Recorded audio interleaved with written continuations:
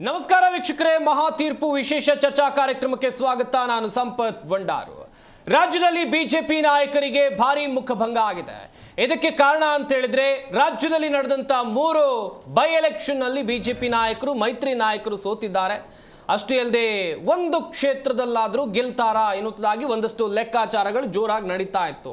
ಆದರೆ 3ಕ್ಕೆ 3 ಕ್ಷೇತ್ರದಲ್ಲಿ ಸೋಲಾಗುತ್ತೆ ಅಂತ ಯಾರಾದರೂ ಅಂದುಕೊಂಡಿದ್ರ?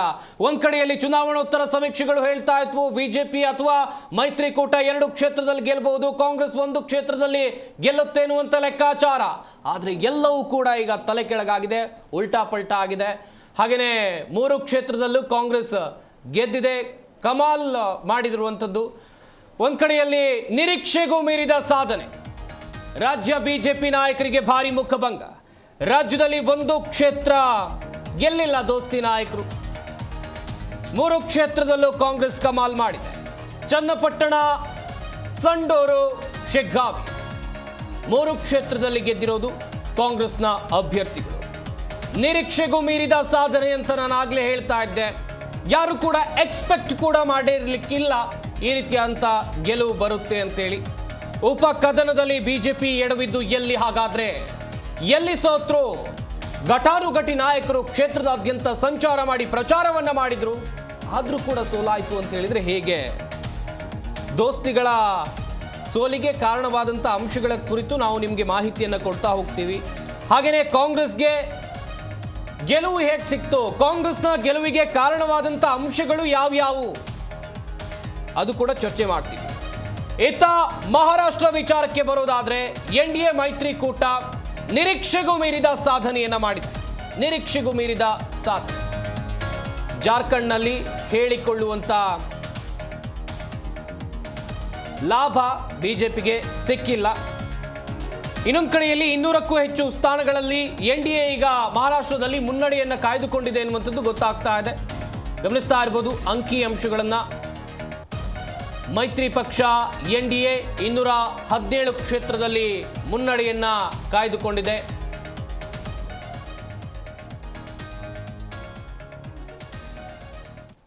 ಗಮನಿಸ್ತಾ ಇದ್ದೀರಿ ವೀಕ್ಷಕರೇ, ಒಂದ್ ಕಡೆಯಲ್ಲಿ ಚನ್ನಪಟ್ಟಣದಲ್ಲಿ ಗೆದ್ದಂತ ಖುಷಿ ಕಾಂಗ್ರೆಸ್ ಪಾಳ್ಯದಲ್ಲಿದೆ. ಡಿಸಿಎಂ ಡಿಕೆ ಶಿವಕುಮಾರ್ ಅವರು ಈ ಕುರಿತಂತೆ ಮಾತನಾಡಿದ್ದಾರೆ. ಇನ್ನುಳಿದಂತೆ ಸೋತಿದ್ದಾರೆ ಬಿಜೆಪಿ ಅವರು 3 ಕ್ಷೇತ್ರದಲ್ಲಿ.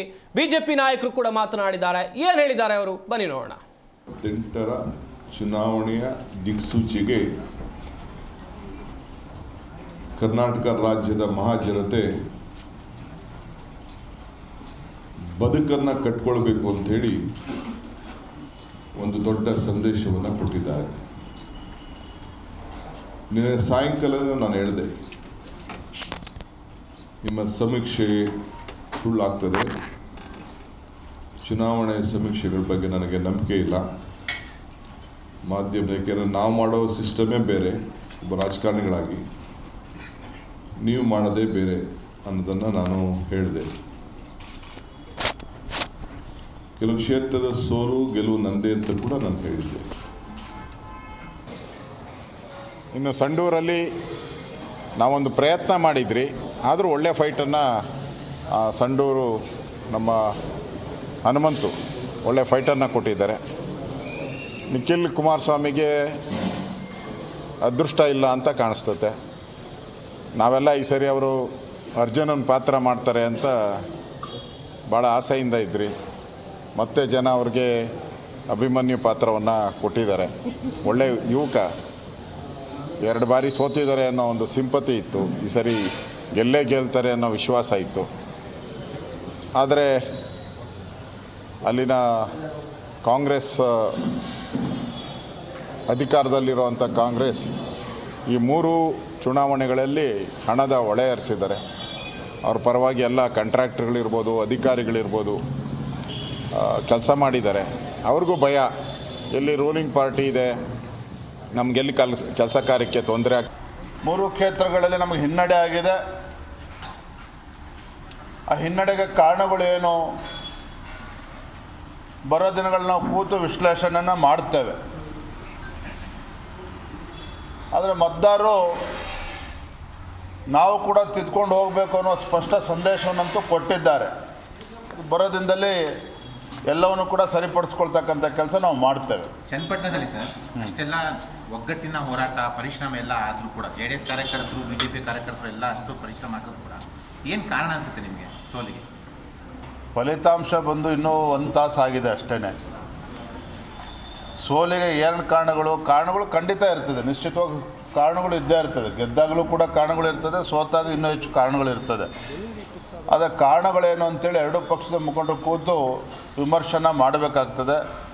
ಮುಂದಿನ ದಿನಗಳಲ್ಲಿ ನಾವು ಕೂತು ಚರ್ಚೆನ ಮಾಡ್ತೇವೆ ಎರಡೂ ಪಕ್ಷಗಳು.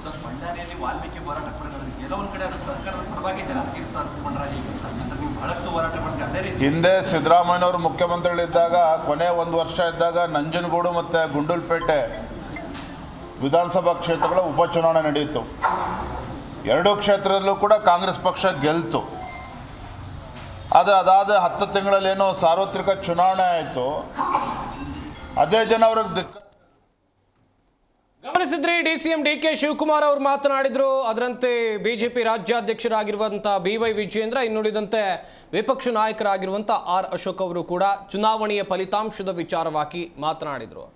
ಒಂದು ಕಡೆಯಲ್ಲಿ ಸೋಲಿಗೂ ಕೂಡ ಕಾರಣ ಇದೆ, ಹಾಗೇನೆ ಗೆಲುವಿಗೂ ಕೂಡ ಕಾರಣ ಇದೆ. ಯಾಕೆ ಗೆದ್ರು, ಯಾಕೆ ಸೋತ್ರು, ಇದೇ ವಿಚಾರದ ಕುರಿತು ಚರ್ಚೆಯನ್ನ ಮಾಡ್ತಾ ಹೋಗ್ತೀವಿ. ಹಾಗೇನೆ ಎಲ್ಲಿ ಎಡವಿದ್ದು ಈ ವಿಚಾರವೂ ಕೂಡ ಚರ್ಚೆ ಮಾಡ್ತಾ ಹೋಗೋಣ. ನಮ್ಮ ಸ್ಟುಡಿಯೋದಲ್ಲಿ ಅತಿಥಿಗಳು ಕೂಡ ಜಾಯ್ನ್ ಆಗಿದ್ದಾರೆ. ಮೊದಲನೇದಾಗಿ ಆಪ್ ವಕ್ತಾರರಾಗಿರುವಂಥ ಡಾಕ್ಟರ್ ಸತೀಶ್ ಅವರು ನಮ್ಮ ಈ ಕಾರ್ಯಕ್ರಮದಲ್ಲಿದ್ದಾರೆ. ಸರ್ ನಮಸ್ಕಾರ, ಕಾರ್ಯಕ್ರಮಕ್ಕೆ ಸ್ವಾಗತ. ಹಾಗೆಯೇ ರಾಜಕೀಯ ವಿಶ್ಲೇಷಕರು ಹಾಗೆಯೇ ರಾಜಕೀಯ ಚಿಂತಕರಾಗಿರುವಂಥ ಶಶಿಕಾಂತ್ ಯಡಹಳ್ಳಿ ಅವರು ನಮ್ಮ ಜೊತೆ ಇದ್ದಾರೆ. ಸರ್ ನಮಸ್ಕಾರ, ಕಾರ್ಯಕ್ರಮಕ್ಕೆ ಸ್ವಾಗತ. ಕಾಂಗ್ರೆಸ್ ವಕ್ತಾರರಾಗಿರುವಂಥ ದರ್ಶನ್ ಅವರು ನಮ್ಮ ಈ ಕಾರ್ಯಕ್ರಮದಲ್ಲಿದ್ದಾರೆ. ಸರ್ ನಮಸ್ಕಾರ, ಕಾರ್ಯಕ್ರಮಕ್ಕೆ ಸ್ವಾಗತ. ಹಾಗೆಯೇ ಬಿಜೆಪಿ ವಕ್ತಾರರಾಗಿರುವಂಥ ದಿಲೀಪ್ ಗೌಡರು ನಮ್ಮ ಈ ಕಾರ್ಯಕ್ರಮದಲ್ಲಿದ್ದಾರೆ. ದಿಲೀಪ್ ಗೌಡರು ನಮಸ್ಕಾರ, ಕಾರ್ಯಕ್ರಮಕ್ಕೆ ಸ್ವಾಗತ. ನೇರವಾಗಿ ಪ್ರಾರಂಭ ಮಾಡೋದು ಕಾಂಗ್ರೆಸ್ನ ವಕ್ತಾರರಿಂದ. ದರ್ಶನ್ ಅವರೇ, ಅಭಿನಂದನೆಗಳು. ರಾಜ್ಯದ 3 ಕ್ಷೇತ್ರದಲ್ಲಿ ನೀವು ಗೆಲುವನ್ನು ಸಾಧಿಸಿದ್ದೀರಿ. ಎಕ್ಸ್ಪೆಕ್ಟ್ ಮಾಡಿದ್ರ ಈ ರೀತಿಯಾದಂಥ ಗೆಲುವು ನೀವು? 100ಕ್ಕೆ 100 ಸರ್. ನಿಮ್ಮ ಇದೇ ಸ್ಟುಡಿಯೋದಲ್ಲಿ ಬಂದು ಅನೇಕ ಬಾರಿ ಚರ್ಚೆನಲ್ಲಿದ್ದಾಗ ಇದೇ ಮಾತನ್ನು ಹೇಳಿದ್ವಿ. ಅದ್ರ ಜೊತೆಗೆ ಅಶೋಕ್ ಅವರು ಒಂದು ಉಲ್ಲೇಖ ಮಾಡಿದ್ರು. ಆ ಕಾರಣಕ್ಕೋಸ್ಕರ ನಾನು ಮೊದಲು ಹೇಳಿದ್ದೆ, ನೋಡಿ ಸರ್, ಚನ್ನಪಟ್ಟಣ ಅನ್ನುವಂಥದ್ದು ರಣರಂಗ, ಕುರುಕ್ಷೇತ್ರ. 40 ವರ್ಷದ ಹಿಂದೆ DK ಶಿವಕುಮಾರ್ ಅವರು ಅಲ್ಲಿ ದೇವೇಗೌಡರು ವಿರುದ್ಧ ಸೋತಿದ್ರು, ಮೊದಲನೇ ಚುನಾವಣೆ ಅವ್ರದ್ದು.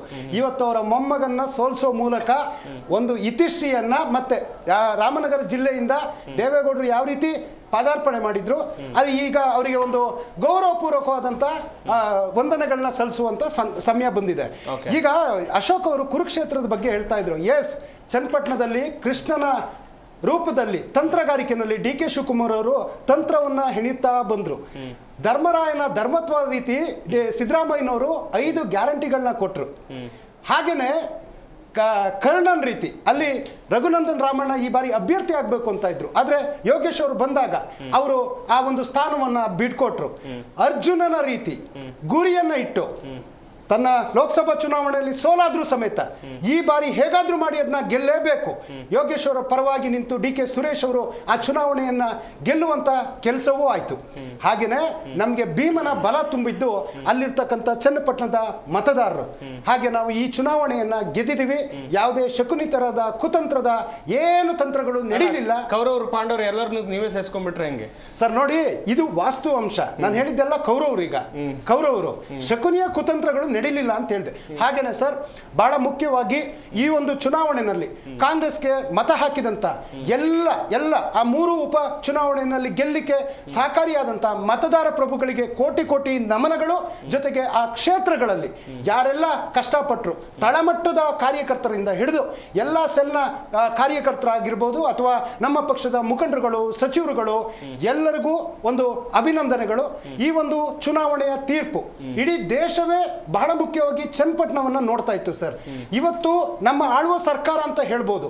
5 ಜನ ಮಾಜಿ ಮುಖ್ಯಮಂತ್ರಿಗಳು, DV ಸದಾನಂದ ಗೌಡರು, ಜಗದೀಶ್ ಶೆಟ್ಟರು, ಬೊಮ್ಮಾಯಿ ಅವರು, ಕುಮಾರಸ್ವಾಮಿ ಅವರು, ಯಡಿಯೂರಪ್ಪನವರು, ಇಷ್ಟು ಜನ, 4 ಜನ ಕೇಂದ್ರ ಸಚಿವರು, ಜೊತೆಗೆ 2 ಮಾಜಿ ಮುಖ್ಯಮಂತ್ರಿಗಳ ಮಕ್ಕಳೇ ಅಭ್ಯರ್ಥಿಗಳಾಗಿದ್ರು. ಜೊತೆಗೆ ಅನೇಕ ಬಿಜೆಪಿಯ ಮತ್ತೆ JDS ನ ನಾಯಕರೆಲ್ಲ ಅಲ್ಲೆಲ್ಲ ಕ್ಯಾನ್ವಾಸ್ ಮಾಡೋದು. ಮತ್ತೆ 2 ಪಕ್ಷವೂ ಒಂದಾಗಿತ್ತು. 2 ಪಕ್ಷವೂ ಒಂದಾದ್ರೂ ಸಹ ಇವತ್ತು ಆ ಜನರ ತೀರ್ಪು ಎಸ್, ನಮ್ಮ ಕಾಂಗ್ರೆಸ್ ಸರ್ಕಾರದ ಆಳ್ವಿಕೆ, ನಮ್ಮ ಗ್ಯಾರಂಟಿಗಳು, ನಮ್ಮ ಯೋಜನೆಗಳು, ಅಲ್ಲಿಗೆ ಕೊಟ್ಟಿರ್ತಕ್ಕಂಥ ಅನುದಾನಗಳನ್ನ ಅಲ್ಲಿನ ಮತದಾರರ ಪ್ರಭುಗಳು ಒಪ್ಪಿದ್ದಾರೆ, ಒಂದು ಒಳ್ಳೆಯ ತೀರ್ಪನ್ನು ಕೊಟ್ಟಿದ್ದಾರೆ. ಬಹಳ ಮುಖ್ಯವಾಗಿ ಡಿ ಕೆ ಶಿವಕುಮಾರ್ ಅವರು ಹಿಂದೆ ಒಂದು ಅಂಕೆ ಹೇಳಿದ್ರು, 136 ನಾವು ರೀಚ್ ಆಗಿದ್ವಿ. ಮತ್ತೆ ಒಂದು ಮೈನಸ್ ಆ ರಾಜೀನಾಮೆ ವಿಚಾರದಿಂದ 135 ಆಗಿತ್ತು. ಇನ್ನೊಂದು ನಂಬರ್ ಹೇಳಿದ್ರು 141 ಅಂತೇಳಿ. ಇವತ್ತು 135 ಪ್ಲಸ್ 3 ಜನ ಇಂಡಿಪೆಂಡೆಂಟ್ಗಳು, ಈಗ ಗೆದ್ದಿರ್ತಕ್ಕಂಥ 3 ಜನ ಸೇರಿದ್ರೆ ಡಿ ಕೆ ಶಿವಕುಮಾರ್ ಅವರು ಹಿಂದೊಮ್ಮೆ ಹೇಳಿದಂತಹ ಮಾತು 141 ಇವತ್ತು ನಮ್ಮ ಕಾಂಗ್ರೆಸ್ ಪಕ್ಷದ ಬಲವಾಗಿದೆ. ಮತ ಹಾಕಿದ ಎಲ್ಲರಿಗೂ ಅಭಿನಂದನೆಗಳು ಸರ್. ವೆಲ್ ದಿಲೀಪ್ ಗೌಡ್ರೆ, ಸೋಲಿಗೆ 108 ಕಾರಣಗಳು. ನಿಮ್ಮ ಪಕ್ಷದ ರಾಜ್ಯಾಧ್ಯಕ್ಷರು ಕೂಡ ಸೋಲಿನ ಕಾರಣವನ್ನ ಹುಡುಕ್ತೀವಿ ಅಂತ ಹೇಳ್ತಾ ಇದ್ರು. ನಿರೀಕ್ಷೆಗಳು ನಿಮ್ಮ ಪಾರ್ಟಿಯಲ್ಲೂ ಇತ್ತು ಸರ್. ಘಟಾನುಘಟಿ ನಾಯಕರು 3 ಕ್ಷೇತ್ರಗಳಿಗೆ ಹೋಗಿ ಪ್ರಚಾರ ಮಾಡಿದ್ರು. ಆದ್ರೆ 3 ಕ್ಷೇತ್ರದಲ್ಲಿ ಈ ರೀತಿಯಾದಂಥ ಸೋಲು ಎಕ್ಸ್ಪೆಕ್ಟ್ ಮಾಡಿದ್ರೆ ಈ ಸೋಲನ್ನ? ಸರ್ ನೋಡಿ, ನಮಗೆ ಶಿಗ್ಗಾವಿನಲ್ಲಿ ಬಹಳ ಎಕ್ಸ್ಪೆಕ್ಟೇಷನ್ ಇತ್ತು ಗೆಲ್ತೀವಿ ಅಂತ. ಸಂಡೂರಿನಲ್ಲಿ 50-50 ಫೈಟ್ ಇದೆ ಅಂತ ನಾವು ಹೇಳಿದ್ದು, ಮತ್ತೆ ಚನ್ನಪಟ್ಟಣದಲ್ಲೂ 50-50 ಫೈಟ್ ಇದೆ ಅಂತ ನಾವು ಹೇಳಿದ್ದು. ಬಟ್ ಆದರೆ ಯಾವಾಗಲೂ ಸಹ ಉಪಚುನಾವಣೆ ಅಂತಕ್ಕಂಥದ್ದು ಆಗಿನ ಸರ್ಕಾರಗಳು ಏನಿರ್ತಾವೋ ಅದ್ರ ಪರವಾಗಿರ್ತವೆ. ಈಗ ನಮ್ಮ ವಿಜಯೇಂದ್ರ ಅವರು ಅದನ್ನೇ ಮೆನ್ಷನ್ ಮಾಡಿ ಹೇಳ್ತಾ ಇದ್ರು. ಕಳೆದ ಸಿದ್ದರಾಮಯ್ಯನವರ ಅವಧಿಯಲ್ಲಿ ನಂಜನಗೂಡು ಚುನಾವಣೆ ಆಗಿರ್ಬೋದು, ಮತ್ತು ಮತ್ತೊಂದು ಚುನಾವಣೆ ಆಗಿರ್ಬೋದು, ಆ ಚುನಾವಣೆಯಲ್ಲಿ ಗುಂಡ್ಲುಪೇಟೆ ಎರಡರಲ್ಲೂ ಸಹ ಗೆಲ್ತಾರೆ. ಗೆದ್ದಾದ ಕೆಲವೇ 10 ತಿಂಗಳುಗಳಲ್ಲಿ ಮತ್ತೆ ಅದು ಉಲ್ಟಾ ಆಗುತ್ತೆ. ಸೊ ಯಾವತ್ತೂ ಸಹ ಉಪಚುನಾವಣೆಯಲ್ಲಿ ಮತದಾರರು ಏನು ಮಾಡ್ತಾರೆ ಅಂತಂದರೆ, ಯಾವ ಸರ್ಕಾರ ಅಧಿಕಾರದಲ್ಲಿ ಇರ್ತದೋ ಅವ್ರಿಗೆ ಮತ ನೀಡೋದು ಕಾಮನ್. ಯಾಕೆ ಅಂತಂದರೆ ಸರ್ಕಾರ ಅಧಿಕಾರದಲ್ಲಿದೆ, ನಮಗೆ ಅನುದಾನಗಳು ಬರ್ತವೆ, ಅಭಿವೃದ್ಧಿ ಆಗ್ತಕ್ಕಂಥ ಕಾಮನ್. ಆದರೆ ಇದರೊಳಗಡೆ ಚನ್ನಪಟ್ಟಣದಲ್ಲಿ ಬಂದಾಗ, ಚನ್ನಪಟ್ಟಣದಲ್ಲಿ ಯೋಗೇಶ್ವರ್ ಅವರಿಗೆ ತನ್ನದೇ ಆದ ವರ್ಚಸ್ಸಿತ್ತು. ಅವ್ರದ್ದು 80,000 ಮತಗಳೇನಿದ್ವೋ ಆ 80,000 ಮತಗಳಲ್ಲಿ ಕಂಪ್ಲೀಟ್ ಆಗಿ ಆಲ್ಮೋಸ್ಟ್ 80% ಅವರು ಅವರ ಒಂದು ಹೆಸರಿಗೆ ಇಟ್ಕೊಂಡಿರ್ತಕ್ಕಂಥ ಮಾತ್ರ ಕಾರ್ಯಕರ್ತನ ಇಟ್ಕೊಂಡಿದ್ರು. ಅಲ್ಲಿ ಪಕ್ಷದ ಕೆಲಸ ಇಲ್ಲ ಸರ್. ಅಲ್ಲಿ BJP ಕಾರ್ಯಕರ್ತ ಅಥವಾ SP ಕಾರ್ಯಕರ್ತ, BSP ಕಾರ್ಯಕರ್ತ ಅನ್ನೋದಲ್ಲ. ಯಾರು ಯೋಗೇಶ್ವರಿಗೆ ಜೈ ಅಂತಾರೋ ಅವರಿಗೆ ಜವಾಬ್ದಾರಿಗಳು ಕೊಡ್ತಾ ಇದ್ರು, ಯಾರು ಯೋಗೇಶ್ವರಿಗೆ ಜೈ ಅಂತಾರೋ ಅವ್ರನ್ನ ಇಟ್ಕೊತಾ ಇದ್ರು. ಅವರು ಯಾವಾಗಲೂ ಸಹ ಕಾಂಗ್ರೆಸ್ಸಲ್ಲಿರಲಿ, BJP-ಇರಲಿ ಅಥವಾ ಇನ್ನೊಂದು ಪಕ್ಷಕ್ಕೆ ಹೋಗಲಿ, ಅವ್ರ ಪರವಾಗಿರ್ತಕ್ಕಂಥವ್ರನ್ನ ಮಾತ್ರ ಅವ್ರು ಬೆಳೆಸ್ಕೊತಾ ಬಂದರು. ಇದು ಕಂಪ್ಲೀಟಾಗಿ ಯೋಗೇಶ್ವರ್ ಗೆಲುವು, ಅದನ್ನು ಒಪ್ಕೊತೀನಿ. ಯಾಕೆಂದ್ರೆ ಅದು ಕಾಂಗ್ರೆಸ್ ಗೆಲುವು ಅಂತಲೂ ನಾನು ಕಂಪ್ಲೀಟಾಗಿ ಹೇಳಲ್ಲ. ಸೊ ಯೋಗೇಶ್ವರು ಗೆದ್ದಿದ್ದಾರೆ. ಅವರು ಈ ರಾಜಕೀಯ ಆಟದಲ್ಲಿ ಮೇಲುಗೈ ಸಾಧಿಸಿದ್ದಾರೆ, ಗೆದ್ದಿದ್ದಾರೆ. ಮತ್ತು ಅವರು ಅದ್ರ ಜೊತೆಗೆ ಹೋದಂಥ ಕಾಂಗ್ರೆಸ್ ಓಟ್ಗಳು, ಅಲ್ಪಸಂಖ್ಯಾತರ ಓಟ್ಗಳು ಜಾಸ್ತಿ ಹೋಗಿದ್ದಾವೆ. ನಾವು ಕೆಲವು ಬೂತ್ಗಳನ್ನ ನೋಡ್ತಾ ಇದ್ದಾವೆ. ಒಂದೊಂದು ಬೂತ್ಗಳಲ್ಲಿ 990 ಇದೆ, ಅದೊಳಗಡೆ 23 ಓಟು JDS-ಗೆ ಬಂದಿದ್ದೀರಿ, ಇನ್ನು 950-60 ಓಟು ಕಾಂಗ್ರೆಸ್ಸಿಗೆ ಬಂದಿದ್ದಾವೆ. ಸೊ ಆ ಪರಿಸ್ಥಿತಿ ಇದೆ. ಅಂದರೆ ಅಲ್ಪಸಂಖ್ಯಾತರು ಕಂಪ್ಲೀಟಾಗಿ ಕೈ ಹಿಡಿದಿದ್ದಾರೆ. 25,000 ಓಟ್ ಇದ್ದಾವೆ, ಅವ್ರಿಗೆ ಕಂಪ್ಲೀಟಾಗಿ ಕೈ ಹಿಡಿದಿದ್ದಾರೆ. ಇದು ಜನಾದೇಶ. ಇದಕ್ಕೆ ನಾವೆಲ್ಲರೂ ಸಹ ತಲೆಬಾಗ್ತೀವಿ. ಆದರೆ ಇದೇನು ಅಂತ್ಯ ಅಲ್ಲ, ಇದೇನು ದೊಡ್ಡ ದಿಕ್ಸೂಚಿ ಅಥವಾ ದೇಶಕ್ಕೆ ದಿಕ್ಸೂಚಿ ಅನ್ನೋದಲ್ಲ. ಇದಕ್ಕಿಂತ ದೊಡ್ಡ ಒಂದು ಗೆಲುವನ್ನು ನಾವು ಮಹಾರಾಷ್ಟ್ರದಲ್ಲಿ ಸಾಧಿಸಿದ್ದೀವಿ, ಮತ್ತು ಜಾರ್ಖಂಡ್ನಲ್ಲಿ ನಾವು ಇನ್ನೂ ಹೆಚ್ಚು ಸೀಟ್ಗಳನ್ನು ಗಳಿಸಿದ್ದೀವಿ. ಸೊ ಇವನ್ನೆಲ್ಲ ಗಮನಿಸಿದಾಗ ಸೊ ಇದರಿಂದ ನಾವು ಏನು ಎಫೆಕ್ಟು ಆಗಲ್ಲ. ಉಪಚುನಾವಣೆ ಅಂತಕ್ಕಂಥದ್ದು 3 ಸೀಟ್ಗಳನ್ನು ಗೆದ್ದಿರೋದ್ರಿಂದ 136 ಒಂದು ಮ್ಯಾಂಡೇಟ್ ಇರ್ತಕ್ಕಂಥ ಒಂದು ಪಕ್ಷದಲ್ಲಿ ಅದೇ ಸರ್ಕಾರ ಬಿದ್ದು ಹೋಗಲ್ಲ, ಅಥವಾ ಸರ್ಕಾರ ಏನು ಬೇರೆ ಏನು ಗಳಿಸ್ಲಿಕ್ಕೂ ಆಗಲ್ಲ. ಇದು ಕಳ್ಕೊಳ್ಳೋದು ಇಲ್ಲ, ಗಳಿಸೋದು ಏನೂ ಇಲ್ಲ. BJP-ಗೂ ಕಳ್ಕೊಳ್ಳೋದು ಏನಿಲ್ಲ, ಗಳಿಸೋದು ಏನಿಲ್ಲ, JDS-ಗೂ ಏನಿಲ್ಲ. ಸೊ ಈ ಒಂದು ಉಪಚುನಾವಣೆಯಲ್ಲಿ ಒಂದು ಸ್ವಲ್ಪ ಏನೋ ಅವ್ರಿಗೆ ವರ್ಚಸ್ಸು ಜಾಸ್ತಿ ಆಗಿರ್ಬೋದು. ಸೊ ಜನಗಳು ತೀರ್ಪು ಕೊಟ್ಟಿದ್ದಾರೆ.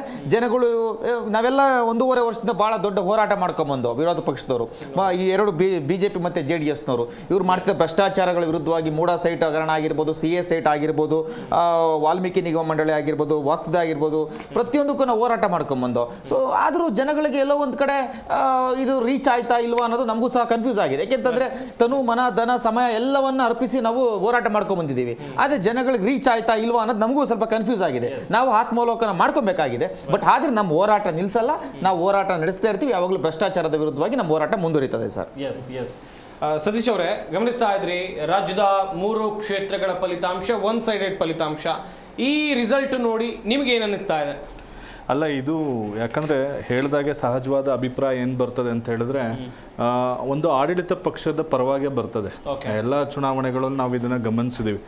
ಆದರೆ ಇಲ್ಲಿ ತುಂಬ ವಿಪರ್ಯಾಸ ಏನು ಅಂತ ಹೇಳಿದ್ರೆ, BJP-ನವರು ತಾವು ಗೆದ್ದಿರೋ ಸೀಟ್ಗಳನ್ನು ಕಳ್ಕೊಂಡು ಏನು ವಿರೋಧ ಪಕ್ಷದಲ್ಲಿ ನಾವು ಆಡಳಿತ ಪಕ್ಷಕ್ಕೆ ನಾವು ಏನು ಇವ್ರದ್ದು ನ್ಯೂನ್ಯತೆಗಳನ್ನ ಎತ್ತಿಡಿತಿದ್ದೀವಿ ಅನ್ನೋ ಬರದಲ್ಲಿ ಅತಿಯಾದ ಆತ್ಮವಿಶ್ವಾಸ ಮತ್ತು ಮೈತ್ರಿ ಏನು ಬಾಗ್ಬಿಡಿದೆ, ಇನ್ನು ಇವ್ರನ್ನ ಬಗ್ಗಿ ಬಡ್ದು ಬಿಡ್ಬೋದು ಅನ್ನೋದು ಏನು ಆ ರೀತಿಯ ಒಂದು ದೊಡ್ಡ ಲೆಕ್ಕಾಚಾರಗಳನ್ನ ಹಾಕ್ಕೊಂಡಿದ್ರು. ಅದಕ್ಕೆ ಇವತ್ತು ಜನರು ತಕ್ಕ ಶಾಸ್ತಿಯನ್ನು ಮಾಡಿದ್ದಾರೆ. ಯಾಕಂತ ಹೇಳಿದ್ರೆ, ಇವತ್ತು ಚನ್ನಪಟ್ಟಣದಲ್ಲಿ ಒಂದು ಆ ವಿಜಯವನ್ನು ನಾವು ಗಮನಿಸಿದ್ರೆ CP ಯೋಗೇಶ್ವರ್ ಅವರು ಅವರ ಸ್ಟೇಟ್ಮೆಂಟ್ಗಳು ಮತ್ತು ಅವರ ಹಿಂದಿನ ವರ್ಚಸ್ಗಳೆಲ್ಲ ಹೇಳ್ತಾ ಇದ್ರು. ಅಂದರೆ ಅವರು ಯಾವ ಸಂದರ್ಭದಲ್ಲಿ ಯಾವ ಪಕ್ಷಕ್ಕೆ ಜಿಗಿತಾರೆ, ಅವರು ಸಮಾಜವಾದಿ ಪಕ್ಷದಿಂದನೂ ಗೆದ್ದಂಥ ವ್ಯಕ್ತಿ. ಅಂದರೆ ಆ ಕ್ಷೇತ್ರದಲ್ಲಿ ತನ್ನದೇ ಆದ ವೋಟ್ ಬ್ಯಾಂಕು ಮತ್ತು ವರ್ಚಸ್ಸನ್ನು ಉಳಿಸ್ಕೊಂಡು ಜನರ ಮಧ್ಯದಲ್ಲಿ ಇರ್ತಕ್ಕಂಥ ವ್ಯಕ್ತಿ. ಅವರನ್ನೇ ಇಟ್ಕೊಂಡು ಈ ಮೈತ್ರಿ ಅವರು ಎನ್ಕ್ಯಾಶ್ ಮಾಡ್ಕೋಬೋದಾಗಿತ್ತು. ಯಾಕಂತ ಹೇಳಿದ್ರೆ ಇವತ್ತು ಮಂಡ್ಯದಲ್ಲಿ ಒಂದು ಸೀಟನ್ನು ತ್ಯಾಗ ಮಾಡಿ, ಯಾರು BJPನವರು ತ್ಯಾಗ ಮಾಡಿ ಕೊಟ್ಟ ಮೇಲೆ ಅಲ್ಲಿ ಹೋಗಿ ಗೆದ್ದು ಇವತ್ತು ಸೆಂಟ್ರಲ್ ಮಿನಿಸ್ಟರ್ ಆಗಿದ್ದಾರೆ.